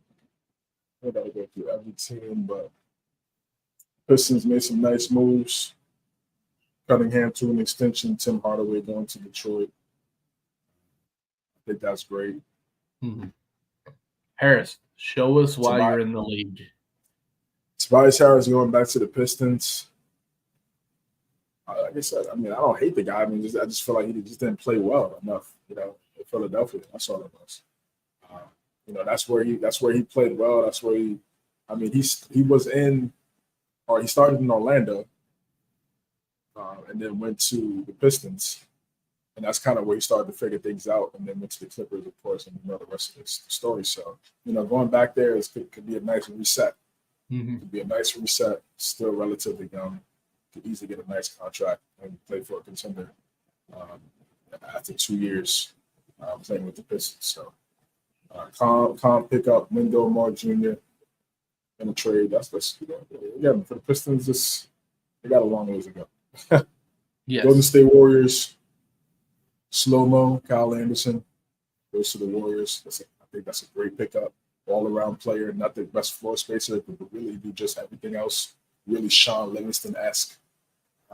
So I think he'll fit well with that Golden State Warriors team. Anthony Melton, the floor spacer, played well with the Grizzlies, played well with the Sixers. 1-year deal. I think that's a great move, solid move for the Warriors, man. Solid move for the Warriors. Chris Paul, they obviously made to talked about that and some other moves for the trade. Houston Rockets, AJ Griffin from the Hawks, Aaron Holiday on a 2-year deal. I mean, it's not really much the Rockets need to do. I mean, they got so many guards and wing players. They don't need to pick anybody else up. They need to figure out that. They need to do a vetting system of all those guys and figure out who we need, who are going to be our cornerstone pieces. That's what the Rockets need to focus on. So they don't need to do any offseason moves. They got enough guys. Pacers, as we said earlier, 4-year deal for Pascal Siakam, 4-year deal for Obi Toppin. Once a Knick, always a Knick. Guys getting paid. It's good. It's good. I kind of like this Wiseman deal. Like the Wiseman signing too. They had Jalen Smith and they lost Jalen Smith and they picked up Wiseman. It's really like a swap with Wiseman going the distance. So I think it's a good move. Move. And I don't know what does Wiseman want to do for his career. Highly touted high school prospect, highly touted collegiate athlete. Kind of was up and down year at the University of Memphis. In his first couple years in the NBA, he's still trying to figure it out. Going to the Pacers, I think it's a great spot for him because they're a playoff team. Miles Turner can help him a lot, and he should be able to be a solid mentor for him. They have similar games, similar styles, so I think it could be a nice spot for Wiseman. So I think the Pacers again, they improved too. They improved as well. I think that's why I got them at that 4th spot, the 14th. I got the Bucks at 5, but Clippers. I'm sorry. Mo moving to the Clippers. I'm sorry. Okay. Still, nice move. Yeah. Nice move for the Clippers. Again, still has the opportunity to play as a starter if he locks in. Batum signs a 2-year deal. Chris Dunn is a nice, really good player. Plays defense. Mm-hmm. I like that move for the Clippers. James Harden returns on a 2-year deal. I think it was 2 years, $70 million, something like that. It's crazy. He's in the bag. Darius Jones Jr. goes to the Clippers on a 3-year deal. And then Kevin Porter Jr. They also signed him to a 2-year deal. What is that logo for the Clippers? That's their new logo. That's the new logo they're going to introduce going into the new arena and everything. Yeah. I think that's trash. Yeah, I don't really know what they were going for, to be honest. I mean, is it a boat in this there? Like a boat. It looks like a boat to me with the sea with the sea around it. I'm not sure. I'm not really sure, but I'm a fan of Steve Ballmer, man. He's funny. Lakers. Max Christie returns on a 4-year deal. I'm a fan of this. I'm a fan of this 4-year deal for Max Christie and the Los Angeles Lakers. I was really just confused as why he was never able to get an opportunity and get minutes for the Lakers when they clearly needed floor spacing and youth and defense at that position for the last 3 years at least. Ever since really they made that Russell Westbrook trade and lost Kuzma and KCP in the process. And he never found his way into the rotation. So I wasn't sure there, but again, JJ Redick, again, he's gonna appreciate guys that can do those two things, shoot and play defense. So, and he's still young.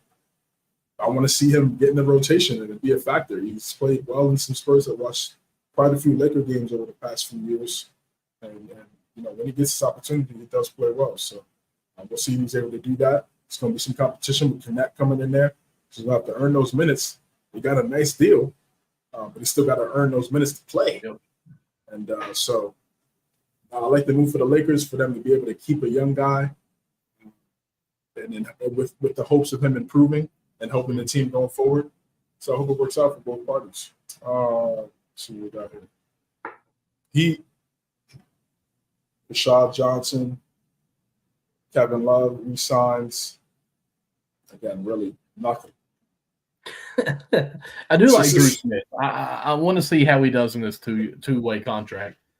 I think some minutes he may possibly steal that contract. Who knows? But I think Kevin Love, keeping him is so impactful for Bam Adebayo as far as what they do on the defense.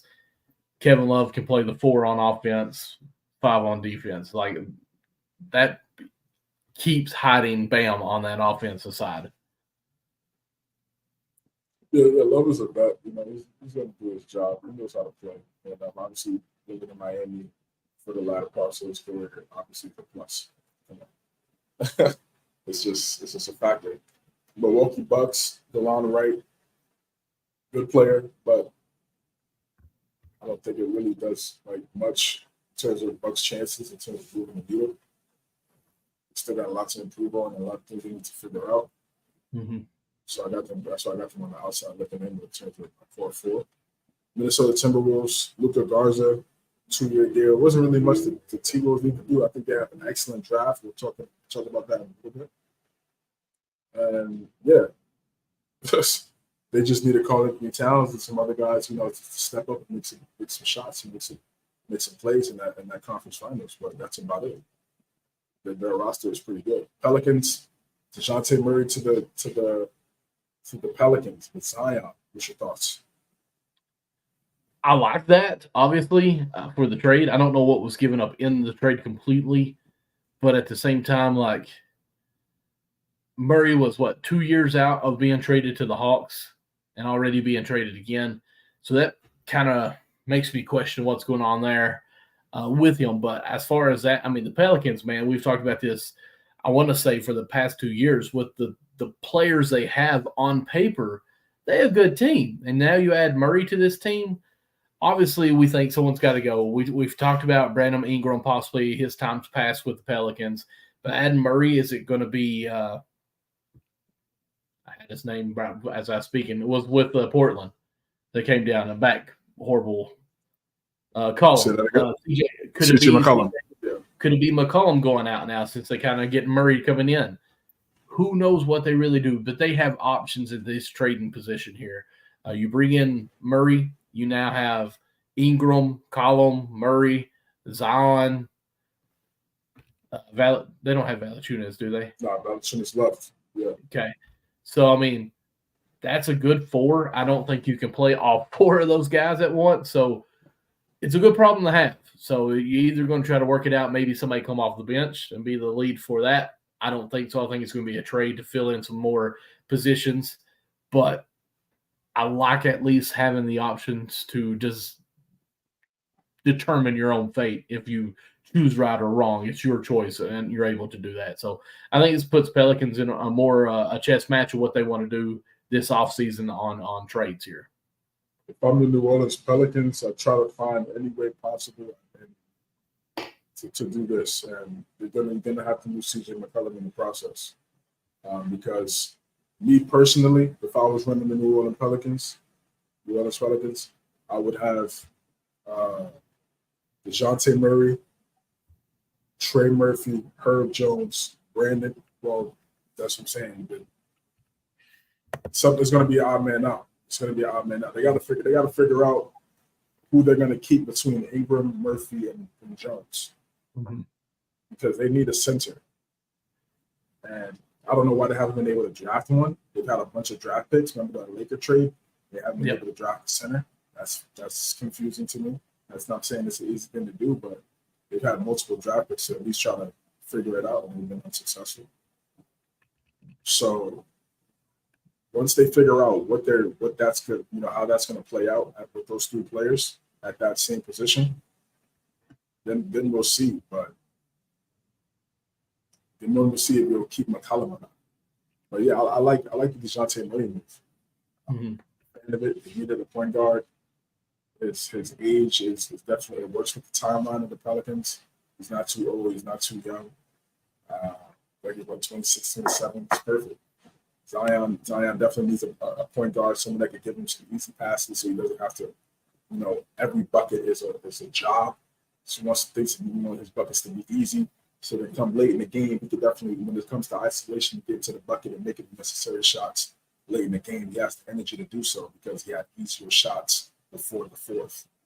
And he's just, I think having a point guard helps with that. Having a point guard definitely helps with that. And I'm a fan of this transaction by the New Orleans Pelicans. I like this move. What does that do for the Pelicans in the West? Can it help them win some games that they possibly lost last year? Sure, but again, it's like we said with Kawhi, and like we said with Tim, it's availability for Zion Williamson. That's all it comes down to. So we'll see. You're going to hate me when I say this, but I was looking through some of the centers that are free agent restricted or whatnot. Yeah. Because, obviously they need to sign one. The top one right now is Nick Claxton that's available. Obviously, it'd be a good sign. No, Nick Claxton re-signed with the Nets, I believe. Okay, well, according to this, and this is NBA.com, it's not been updated yet. Okay. I thought I saw words about that, but okay, he's still free agent. That's still free agent, then yeah. And then Theus, and there's Thomas Bryant down here. Let's see here. The JaVale McGee, DeAndre Jordan's available. Just mentioned some. But then I see this guy, and I think what he does would be phenomenal for this team is Oscar Tshiebwe. Like, if he could get that chance, because all he does is defense and rebound. And he's okay with it. He's not the best defender, but if his hand gets on that ball, he's got the rebound. He's improved offensively, but with this team, you don't need him to be an offensive threat. You just need him to go get boards. Oh, to go to the Pelicans. Pelicans, yeah. He's just gonna have to. It's just gonna be a journey. His story is gonna have to be. His story to be a special one. He's gonna have to work it out the summer league, then get the G League spot. Sure, it's there for him for sure. Those two things right there will get you minutes on an NBA team. So it's not like he's that far away from getting an opportunity. It's just you gotta earn it. Simple as he that. deserved that basketball bucks. Just saying. We talked about the Knicks moves and how that changed the East. OKC, we talked about Caruso. We talked about the Caruso trade last week. Hartenstein to the Thunder. Wow, that's nice. So that's starting five. It's Shai Gilgeous-Alexander, Lou Dort, Caruso, Jalen Williams, Chet Holmgren. Then you have Isaiah Hartenstein, Isaiah Joe, Aaron Wiggins off the bench. OKC's looking nice. Yeah, they're looking nice. 56 wins last year and got better. Got two really good players. Got Caruso and Hartenstein. Quality. Do they get 60 next year?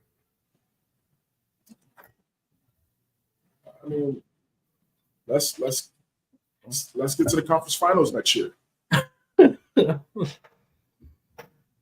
Yeah, listen, they can win. They can win a bunch of. They're going to win a bunch of games. They won 56 last year, and they added two really good players to help with their depth. And both of those guys have high IQ as well. Those are two high IQ basketball players that they just added to the team, and they're already a number one seed in the West. So yes, 60 is definitely a possibility. They have the youth. They have the youth and on their side to where all those guys should be available to play. So the likelihood of them winning games will be high because of their availability. So and they're still young. Exactly. That's what I'm saying. They're youth. Yeah, the youth is going to help with that. They better be out there. They're young. Exactly. So, well, even the players that they just picked up this year, they're still young. Yeah, Hartenstein's 26. I think Caruso's maybe 27. Yeah, I think he's like 28, 29. Okay. But Isaiah Joe, shooter.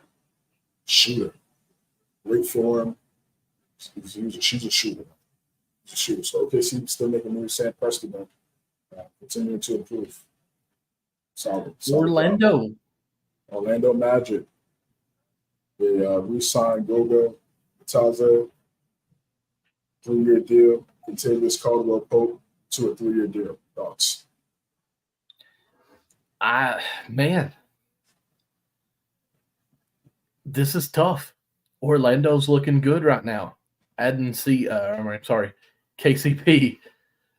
I think that's a pivotal piece there that, of course, the Nuggets had last year, a couple years that were really a turning point for them with that role player that he is. Putting him with the Orlando Magic, plus, having these other guys sign back or agreeing with Gary Harris, but even Jonathan Isaac, who's still developing, had some injuries and still a good player. Orlando's going to be a good team next year. Like, the East is so crazy because it is a tier 1 with maybe 2 or 3 teams. And then tier 2 is probably 8 teams deep that it's really how they play from the beginning if they can keep it up. Orlando could easily be in that top 3 by the end of the year. It just, they started out last year. They started out last year so hot, and then they kind of faded. They haven't lost anyone that I can recall. Adding these guys here, Caldwell Pope, who's been there, has a ring. 2 rings. 2 rings for both hands. So I'm like, hey, guys, you all are there, but, listen, we got to turn up this other notch. All right, boss, let's go, So I'm not surprised as Orlando Magic is in the top 4 at the end of next year. Okay. Not saying they will be, but I'm saying I wouldn't be surprised. I got you. KCP move was great. It was great for Orlando. Try to think about their starting 5. Suggs, KCP, Pablo, Wagner, Banchero, and I guess Batadze. Or Wendell Carter. I guess Batadze would probably be their starting their center. And then you got Isaac, Gary Harris, Mo Wagner off the bench. There's some other guys too that are solid. Yeah, it's just honestly, can Banchero and Wagner take the next step? That's really when you talk about the Orlando Magic. Can they answer that question? And if they can answer that question, then their potential is unlimited because both of those guys are still young. They made it to the playoffs this last year, so they want to continue to grow and improve on that. So once those guys improve on their game, like obviously we expect them to do, the Orlando Magic are going to improve. But so you get some veteran guys, you get a veteran like KCP. I think he's going to do great with the Magic. Plays defense, does the little things, has a mid-range, put the ball on the floor a little bit. He's not just a 3D guy. He has a mid-range. He has that pull-up. It's going to help Banchero and Wagner. You're going to be right there in the corner. Suggs got to be in the corner and be able to knock down them shots if he wants to keep his minutes. Because KCP's in the corner, Suggs in the corner, Wagner, Banchero at the hashes. So, that they need Suggs to really lock in and be a really good shooter. Because we know what KCP brings. What do you think of Joe Ingles too, though? Joe Ingles, yeah, he kind of lost a little bit of his athleticism, like mostly Achilles. So he's not really like the same player like he was, like kind of like those 2017 Utah Jazz. But he can still bring leadership, veteran experience to a young team, locker room guy. I'm sure a great practice guy, definitely a vet that you need on a young team. Yeah, I'd still keep him on. You need players like that on these teams. If you're going to draft these 18, 19-year-olds, you got to have quality vets on the roster to help these guys how to learn and grow and be a pro. They can't just always. The whole point of the league is to help players, right? So you got to put some of those type of guys that have been in the league already around the young guys, so they can continue to pass it forward. That's what's good. So yeah, I like this Joe Ingles pick up. Sixers, kind of Drummond, solid. 2-year deal. Bringing Drummond back. He's another. I just don't understand it. Man. He should be a starter. He's a starter on like 15 teams in the NBA. Well, there was that starter on the Lakers. Starter on the Lakers. Yeah. What happened though? Like he's a starter on the Suns. Yeah, but like Andre Drummond, there was a 2-year stint where he almost was done. Like, and I don't know what. Did he got cloned or something that could play again? Like, what happened really? But I think the contract. I think his contract was up with the Pistons, and I think teams viewed him as just like a rebound, just dunker, and they thought that his game wouldn't be able to translate. And I'm looking at a lot of these teams, and what I'm saying to myself is, oh no, you just don't know how to build a team, because this guy's led the league in rebounding multiple times, all-star, double-double game, multiple double-double games, 20-20 games. He would be on my team automatically. I'm honestly shocked that Knicks didn't try to go get him. I was trying to clamor for him when Mitchell Robinson first got hurt in the first half of the season. I was like, we need to go get someone like Drummond. They didn't make the move. I feel like they knew they was going to lose Hartenstein. They should have went and tried to get someone like him. But I think it was a great move for Philly to pick him up. Embiid has the injury concerns. He could come in there, for a couple games or so, and you got it pretty exactly. You got a starter on a minimum deal that's going to come in and still produce. It's a different type of production than Embiid, but it's production. Yeah. I mean, let's be honest. Drummond, George, and Maxey, that's a nice three.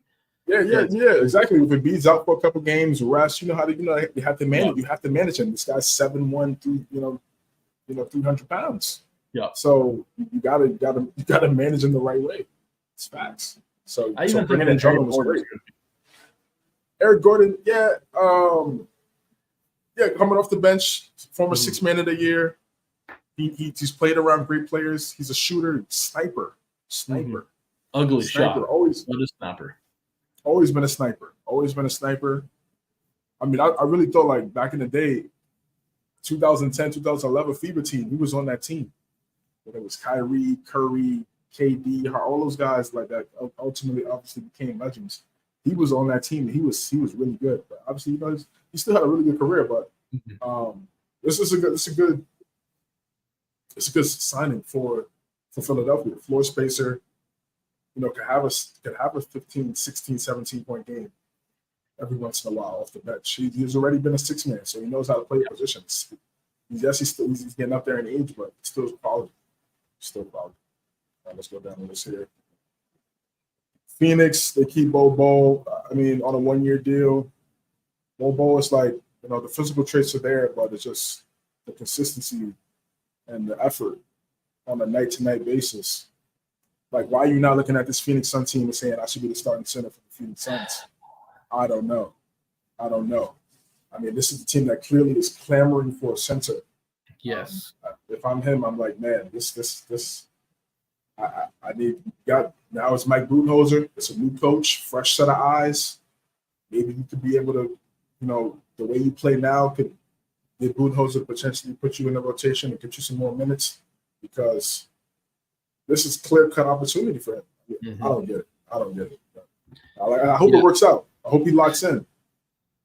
We'll see. Yeah, I think NBA as a whole, Bobo is the player that everyone really wants to make it and do good. But I like that they picked up Mason Plumlee just for that option of, hey, if you two guys aren't going to do good, we know we can at least get minutes out of Mason Plumlee. He's been around the league, it seems like forever, but the brothers are all close in names. Who knows which one is? But I do like that pickup for at least a 1 year. He's a veteran player that can give you at least a center play. He may not be the best, but when you got the guys that you have, he doesn't have to be that great. He just got to be a defense and rebound and hustle. So if Bobo's not going to step up and do anything, if Nurkic is not going to be able to do it, Mason Plumlee can come in and say, hey, this is what I'm going to do, and I'm going to get minutes because you guys are not doing it. So I at least like that pickup.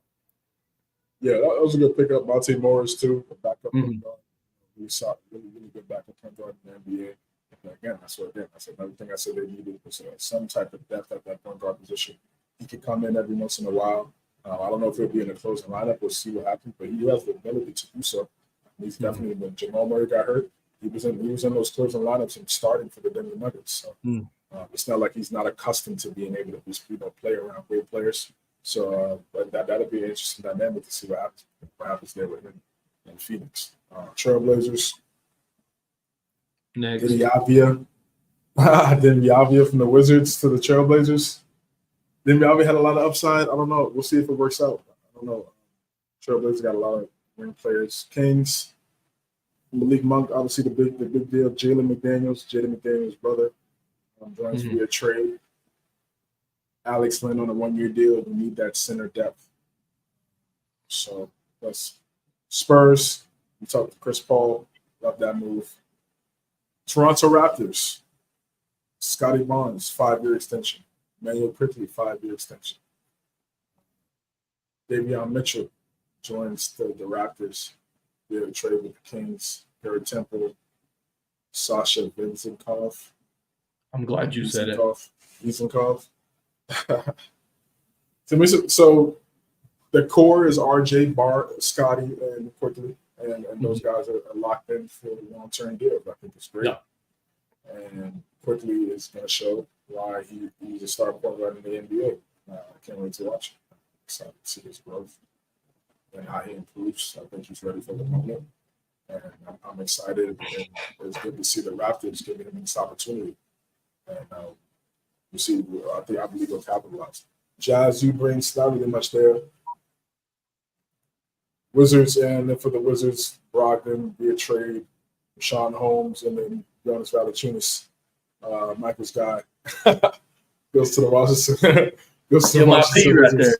Yeah, it's MIP in year 10. But Valanciunas goes to the Wizards. I think he wants to rock. Can't blame him. Yeah, I mean, honestly, it's a great sign for him as an individual. I mean, he's a good offensive player. That's why I like him. I mean, and just think, you're going to have so many misses. You've been calling that for that in the post all day. Y'all can't make it, so just go ahead and miss it. Let me rebound and put some, putbacks here, and maybe you'll pass me the ball here or there. So, yeah, honestly, the offense is should run through Valanciunas. Whoa, okay, let's relax. Kuzma's still there. Okay, Jordan Poole's still there. I'm off that train. I'm not gonna completely say it's done. I'm not gonna do that. Still a young player. We'll see what he got. I'm not gonna say that he's gonna be every good. Every year is a different new opportunity. So we'll see what Jordan Poole can do. But definitely still taking those two options. In terms of the hierarchy on the team, he's still third. Valanciunas still third. I agree. I agree. But after what I said last year for Poole, I'm done. You're done? I feel you, bro. I think he'll bounce back. I hope so. NBA draft recap. Break down this draft. Look at the first round.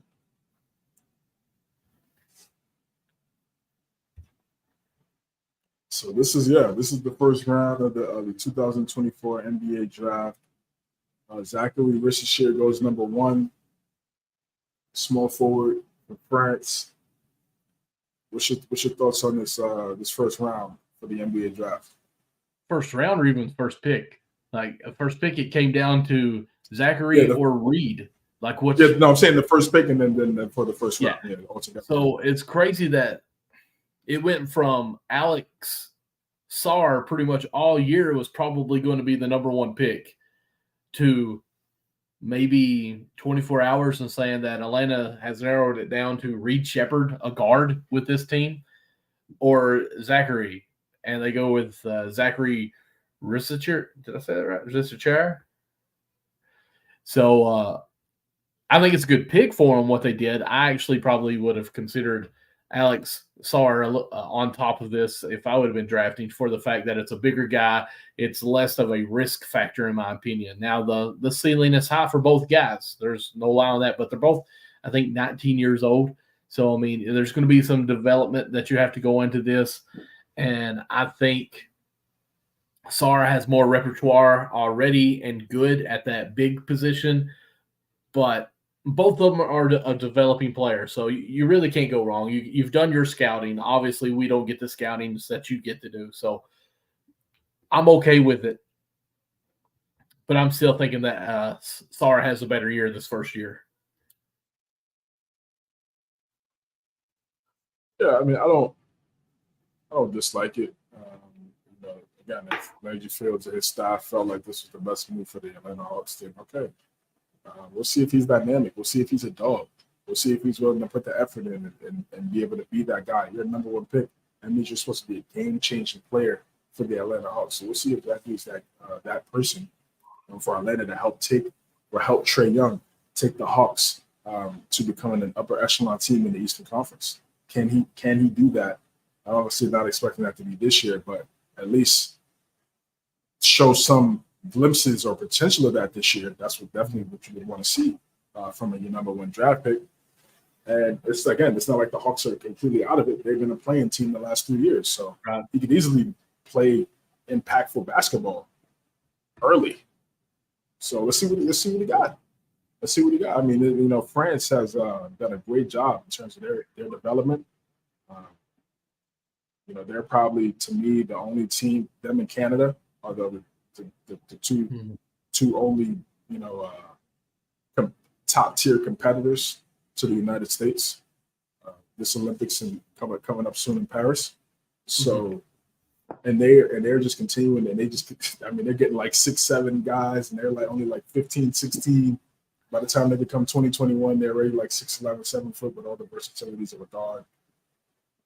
So is he the next player of that? Is he the next generation of that type of player that we're describing?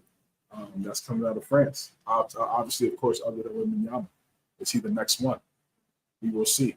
Alex Sarr, same question. Right? Same location, same country.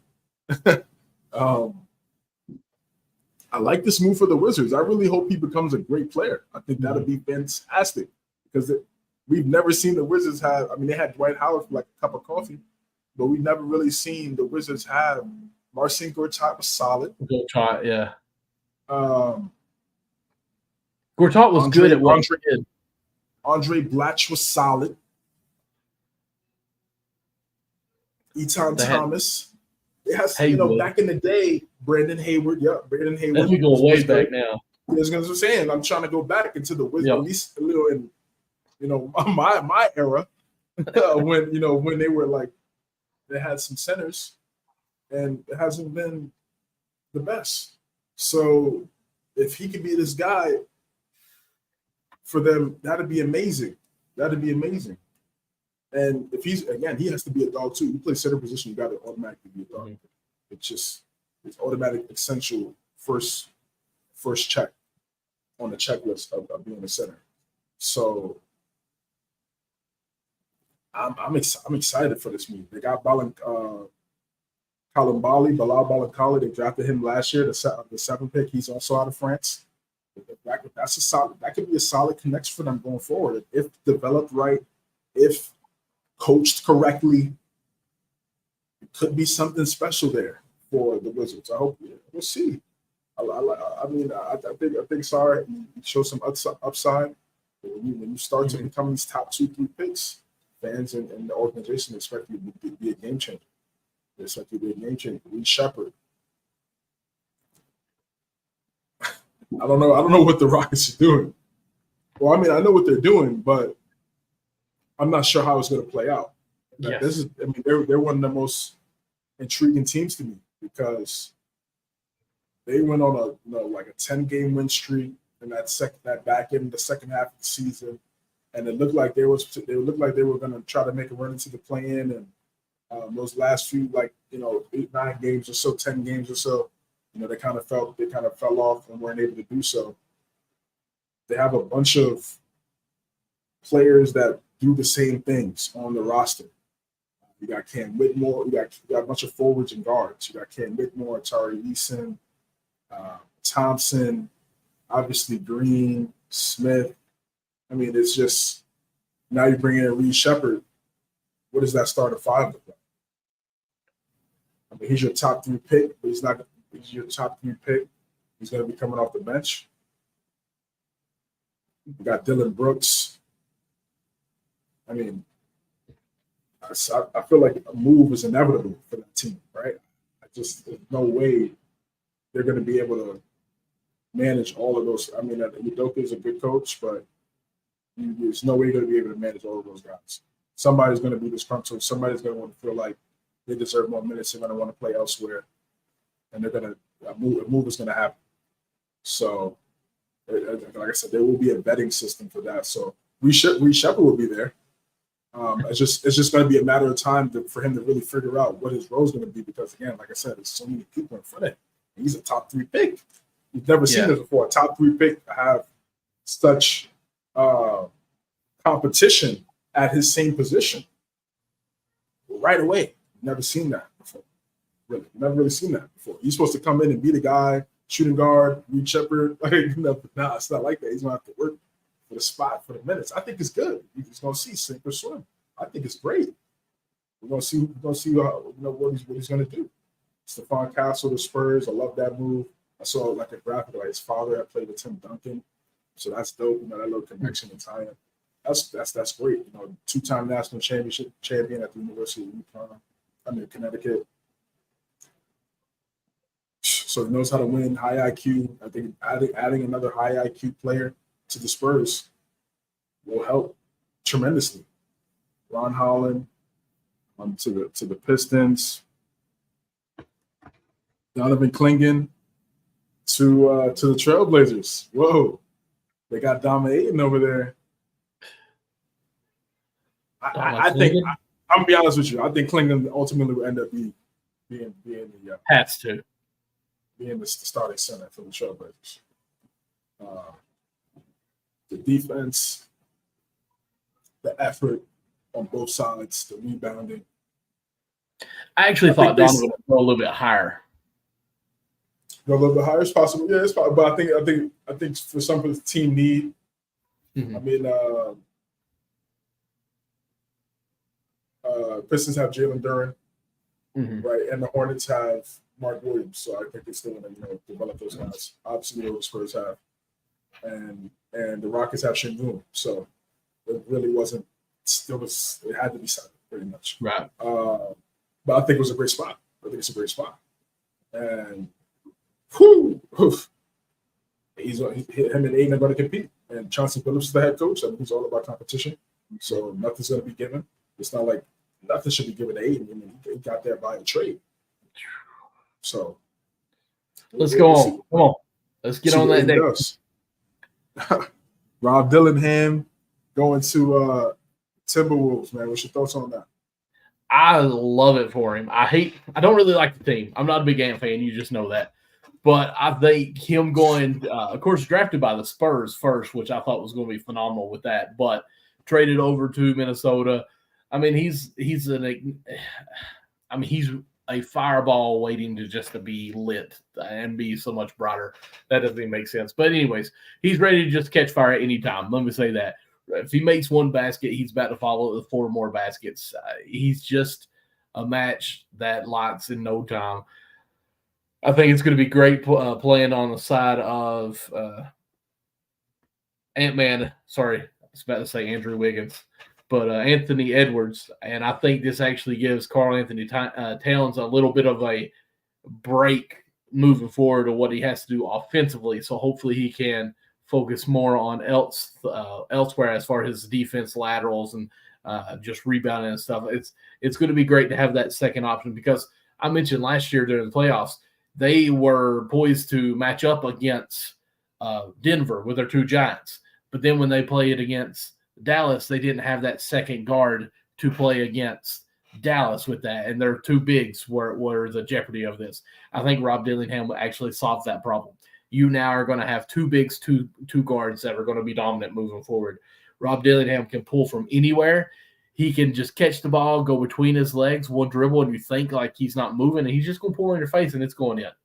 Like, this guy is lights out. Him and Reed did not start a single game together last year at Kentucky, and they had two of the highest three-point percentage in college basketball last year. That alone tells you why Calipari is out of Kentucky. But Rob Dillingham going to a team that's already in the mix of being a competitor is phenomenal in my eye. Yes, he's going to have a rookie year, but give him a couple years with this unit as well. Either Karl-Anthony Towns is going to be traded out and you're going to get someone a little bit cheaper, or something's going to go there. Well, conversations already been, or media has said that they need to talk with Cat and see where he is mentally with this team.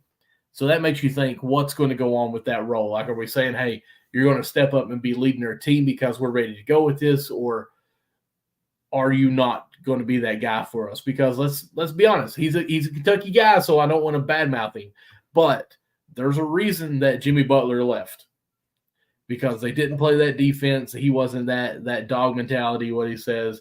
So here we are, fast forward in a situation where they're at that point where they can jump over, adding this guard here who can help out and play aside of Anthony Edwards on his team now. And Karl-Anthony Towns is like the Porzingis of this team now. Like, he's going to be third. Well, he's second or third option on this, but Gobert's defense. Let's hey, listen, I know he's I'm good. Telling you. Rob Dillingham is going to win. Ooh. Rob Dillingham's winning Rookie of the Year. Okay. Yeah. Rob Dillingham winning Rookie of the Year. Write that down. Yeah, I'm a fan of Dillingham. Sure. 47% from the field, 44% from three. One of the best isolation scorers in college basketball last year. His game is very Jamal Crawford, Kyrie-esque. The size of the Kyrie, his ability to finish at that. He's like, they got him listed at a buck 65. But his ability to finish around the basket and create and initiate contact. And he plays with effort, heart. And I think going to the Timberwolves was perfect. It was perfect. It's already a defensive-minded team, so he's going to have to grow and develop the IQ there. And if he wants to start and be a game-changing player for them, he doesn't have to be, Gary Payton, but he has to just have some effort out there at that position. And having a guy like Mike Conley already there, knowing being a kind of a shorter defensive guard and being successful, it's perfect. It's perfect. And down the road, the best case scenario would be Dillingham and Ant-Man being a dynamic duo with Cat still being there. I mean, again, if Cat's not the second guy and he's the third guy, and the third guy is supposed to be what he was supposed to be, then that's good. Yeah. Why get rid of him? Like, that doesn't make any sense. Like, if you're like, okay, yeah, Cat's our third guy. He knows, okay, we know this now. Cool, great. That, like, down the road, that starts to, be figured out, just like how Ant went from 2, and then honestly, like, people were saying 1 rookie year, right? Yeah, pretty much, because we saw the potential. But it took like a year or so, and then everybody was like, "Yeah, this is Anthony Edwards' team." I think the meeting with Cat is basically saying, "Hey, as we move forward, can you accept this role if this happens?" I don't think that's a problem because one, he wants to shoot and space the floor anyway. Yes, like it can be the perfect situation for him, but I just think they got to have that communication to know where he's going to be. If later down you're cool being like the Porzingis of the Boston here in Timberwolves, then that's great. We're happy to have you because you're a phenomenal star. We get that, but this is Ant-Man's team.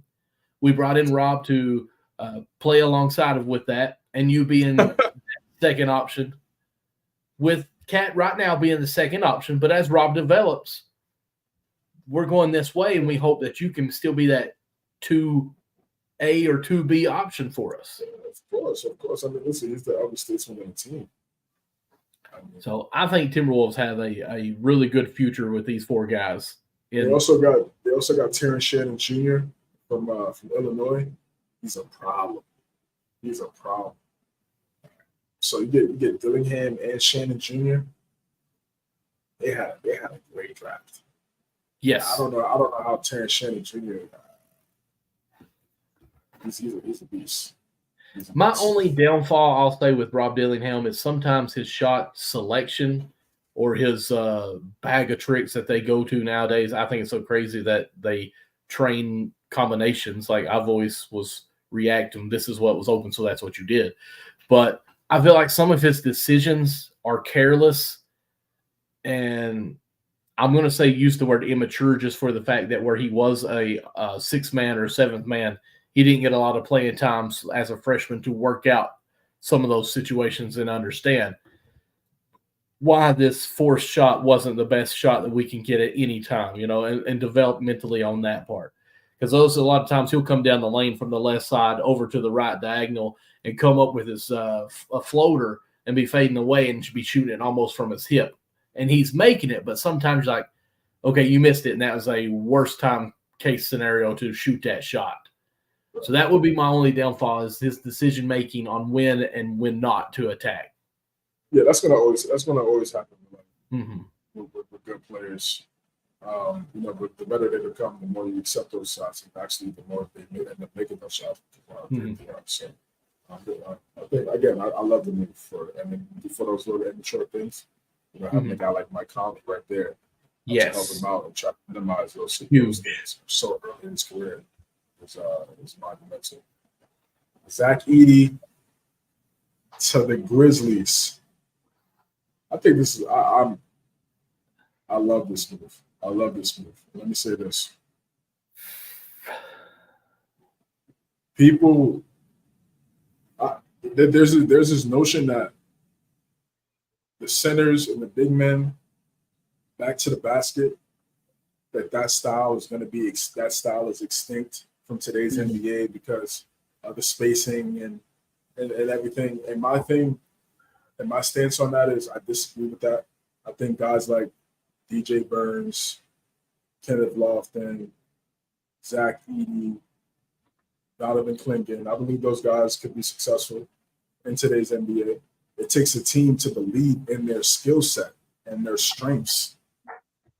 Just like the Nuggets believed in Jokic's skill sets and his strengths as a second-round pick. That's crazy.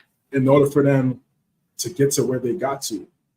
So when you see these people on TV and they're like, Zach Edey, it's not gonna. The only way it doesn't work is because he doesn't want it to work.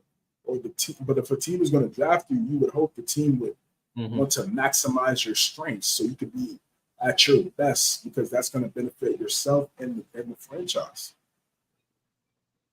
So I believe the play styles of those guys that I mentioned can definitely still be impactful in today's NBA. You just have to build the team the right way.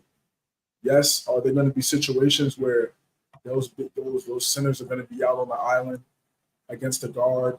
Okay, but that'll be a scenario where you'll kind of be on the minus side on, but on the plus side, I'll have the size and the length on the other end to be aggressive.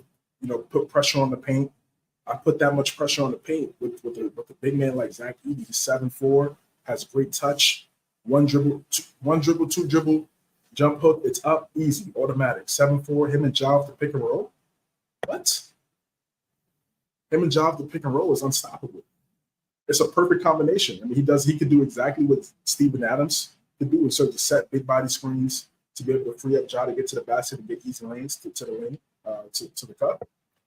But then also he could roll to the basket and him and Ja could work on the pick and roll. And he could dime Zach. For easy plays, easy lobs, easy dump offs, because Ja puts so much pressure on the paint, and Zach Edey's obviously going to put pressure on the paint because he's 7'4". So in that, okay, you have two guys, and if this all works out, you have Morant and Edey who put pressure on the paint. What is that going to create? What does that mean? That means the defense is going to go where? To the paint. So what that's going to create the floor spacing. So this notion that you can't build a team around like a big guy, a big center, he can't be a first or second option.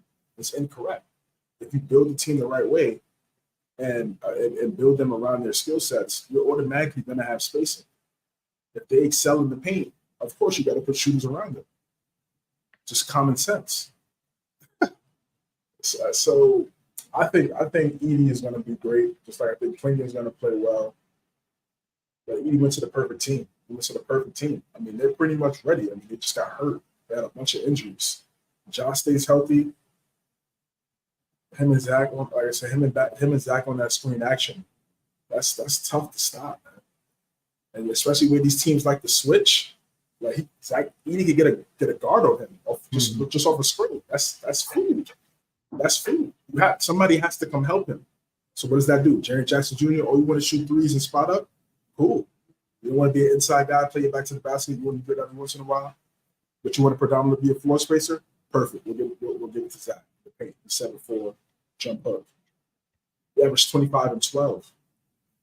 You're telling me if he gets 15 shots, you're telling me he's not getting at least 20 points. He's a good free throw shooter. He is. I think he went to the perfect team. They know how to play with a great center and built around Marcus Saul and Zach Randolph. He went to the perfect team. Perfect team. So I'm excited for his growth and what they do over there in Memphis. G.G. Jackson is that wing player that I've always talked about Memphis needing, and they got him. So Morant, G.G. Jackson, Jaren Jackson Jr., and Zach Edey, and Desmond Bane. Yeah, they could have something there in Memphis for sure. They could. They could. They could. I think that's a really good looking team right there to me. Morant, now I'm going to tell you, Jackson, Jaren Jackson Jr. and Edey. Woo! I like that. I think Edey is a flop. I think Edey is a flop based off of what? He was a 2-time National Player of the Year. I agree. But so is Oscar Wembanyama. So was who? Who did I say? Wembanyama? Oscar Sheboy. There we go. He was 1 year. Oscar Sheboy's not 7'4", brother. I agree. But here's my thing. I feel like he has heavy feet. I feel like he's going to be slow on cuts. But I do agree he went to the perfect team for him to have a good career. So that's the one thing I'm going to back up and agree with you on this. Like, I don't know why Memphis actually didn't like trade this pick and move down, because Edey was projected at like 18, I think, on a lot of places. So, I mean, I thought when he went at 9 in the top 10, like that was reaching for him big time, because any other team don't really want a big guy who's going to be heavy-footed coming They don't know how to develop him, bro.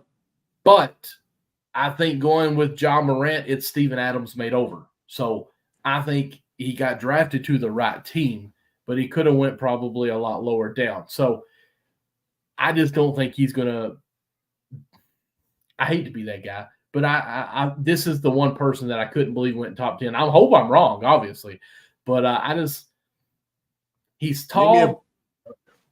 He's tall and he's got size, but not too many times has that developed into a longevity of a career in the NBA in the past decade. I mean, he's not a Shaq type player, dominant, but he's got that stuff. As far as mentality, like, hey, I'm going to dunk on you, push you down, and like that mentality.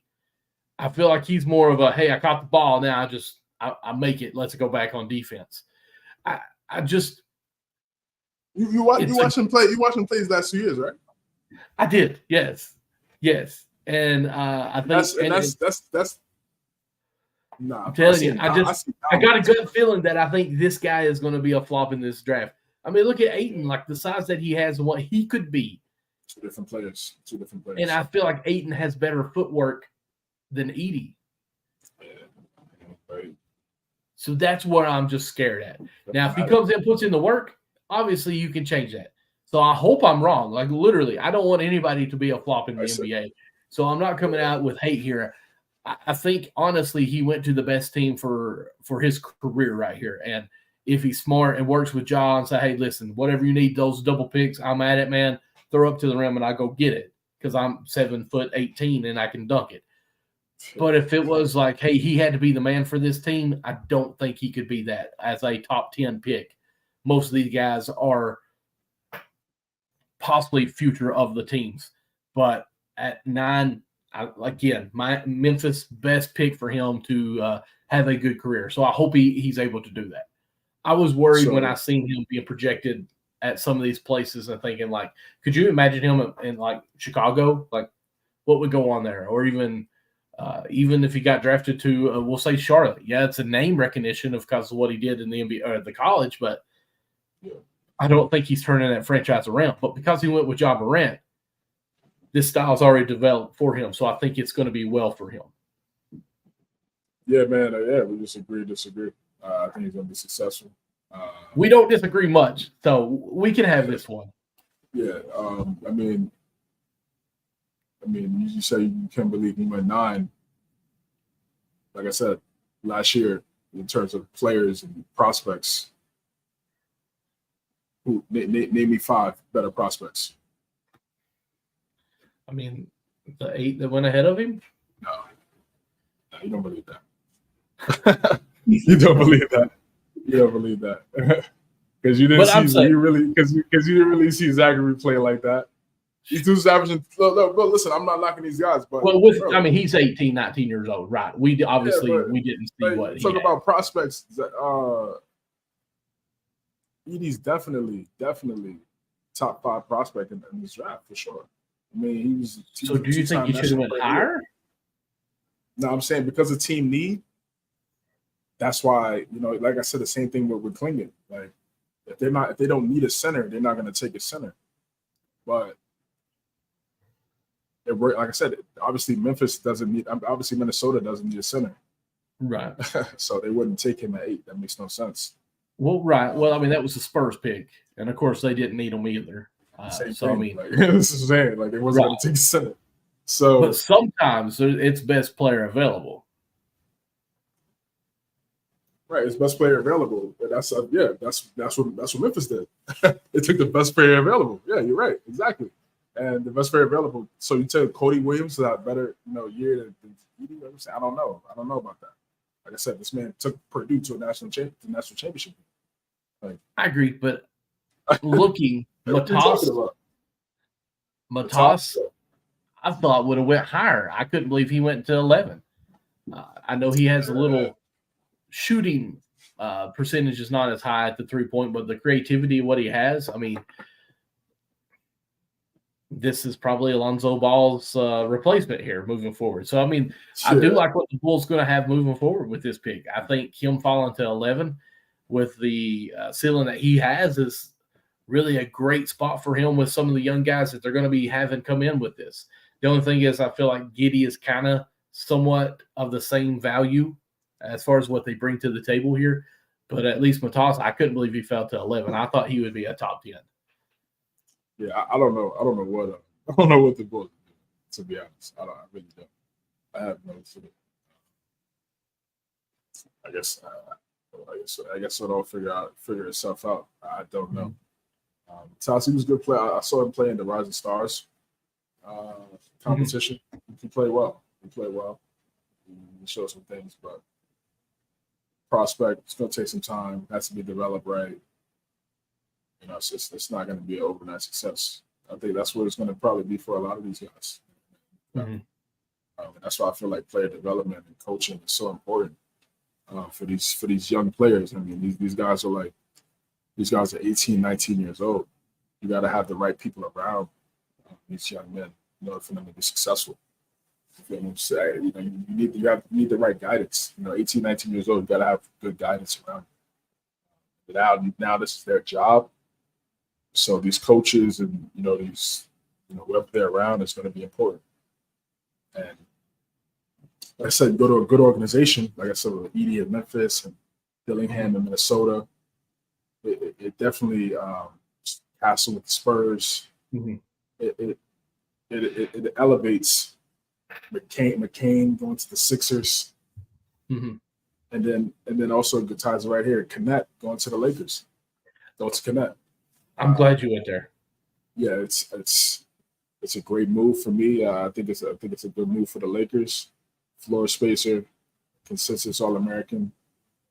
I'm shocked he fell to 17. I mean, I know he was 23 years old, and it was the age factor. But if he was younger, he would have definitely been higher than 17 because he had a great last year. Yeah, I felt like it was a steal for the Lakers at 17 on that. It's a guy who can get his own bucket any way he wants to. He can face you up, triple threat you up, and two dribble you, pull up, or he can just catch and shoot from the three, which is something that the Lakers need is someone who can score like that. And he's got enough size and maturity in his physical body that he can play some defense and body you at the same time. So, I mean, I think it's going to be good for that small forward, possibly shooting guard, but I don't think he plays shooting guard. With the Lakers, LeBron is the 3, but he's playing the point guard. So, I mean, it's okay, I think, if he plays that shooting guard as your point guard's going to be your shooter, more or less. So, I think it's a real good pickup for them. With what was available there and getting Kennett at a score, I think it's really good. I couldn't believe he fell that far. I thought Washington would have took him at 14, really, to be someone that is poised and under control with their body as they try to create and score. Yeah. But it's Washington. Lakers got a great pick. They got a great pick. Ready now player. Ready to go right now and make a contribution. Went to a great had a really good head coach. He said he watched JJ Redick tape at the University of Tennessee, how to come off screens, how to position your body the right way. He's sucking up the coach already. Yeah, maybe. That's what I said at the press conference today. I was watching the introductory press conference for Anthony Bronny. So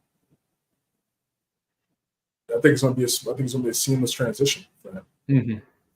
Because in order for him to be able to put the ball on the floor, kind of do what he did at Tennessee, the first thing he has to do is be able to play off the ball, catch and shoot. And he did a great job of that. I think he shot 39%, 39.7% from three last year at the University of Tennessee. He's a 3-level scorer, for sure. They still need to figure out that backcourt position.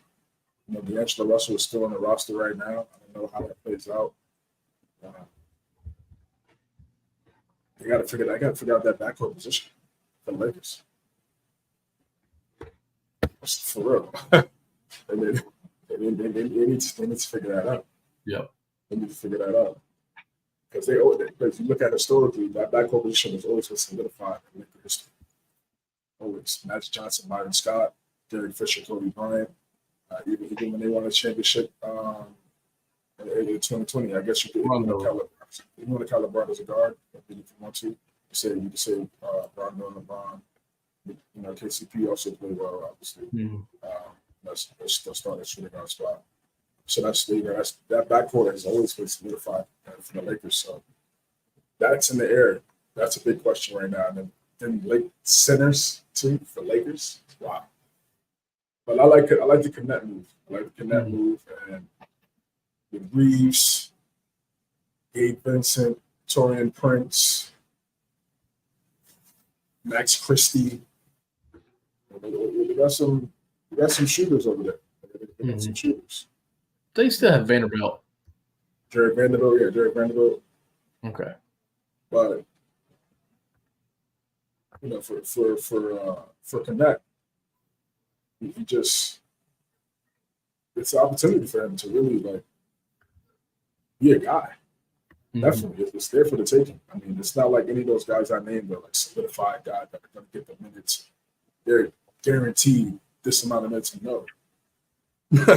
So as a rookie, he could for sure come in for the Lakers and contribute right away. This summer league is going to be amazing because we're really going to because people that watch basketball on the European level, they've seen a lot of these guys, but people that from in the U.S. from the national standpoint, you haven't seen a lot of these players play. So the summer league is probably be one of the most. Even though they said the draft is going to be this draft was lackluster, but to me, I think now that everybody got drafted, I think the summer league now is going to be like, okay, let's see who these guys are, because a lot of people are saying we don't know who these players are. Well, in the summer league, we're going to find out at least a little bit. We're just going to get a glimpse of who they are. So, and I think for the Lakers summer league, Kenneth and Bronny, that's the same as the NBA is like it's on top of the game. You got a storyline for the Lakers summer league team. Yeah, Bronny and Kenneth, like how is that going to work out? How they're going to play? It's exciting. So, I love that move for the Lakers. That's up to Taylor Shannon Jr. Like I said, to the Timberwolves. I don't understand how he fell to 27. I just think that's crazy. Knicks got a young player from France. Like I said, France is on a different level. In 4 years, do we have a chance against them in the Olympics? So about the U.S.? Yeah. Of course. Now, listen, I know they got Gobert and Wembanyama right now.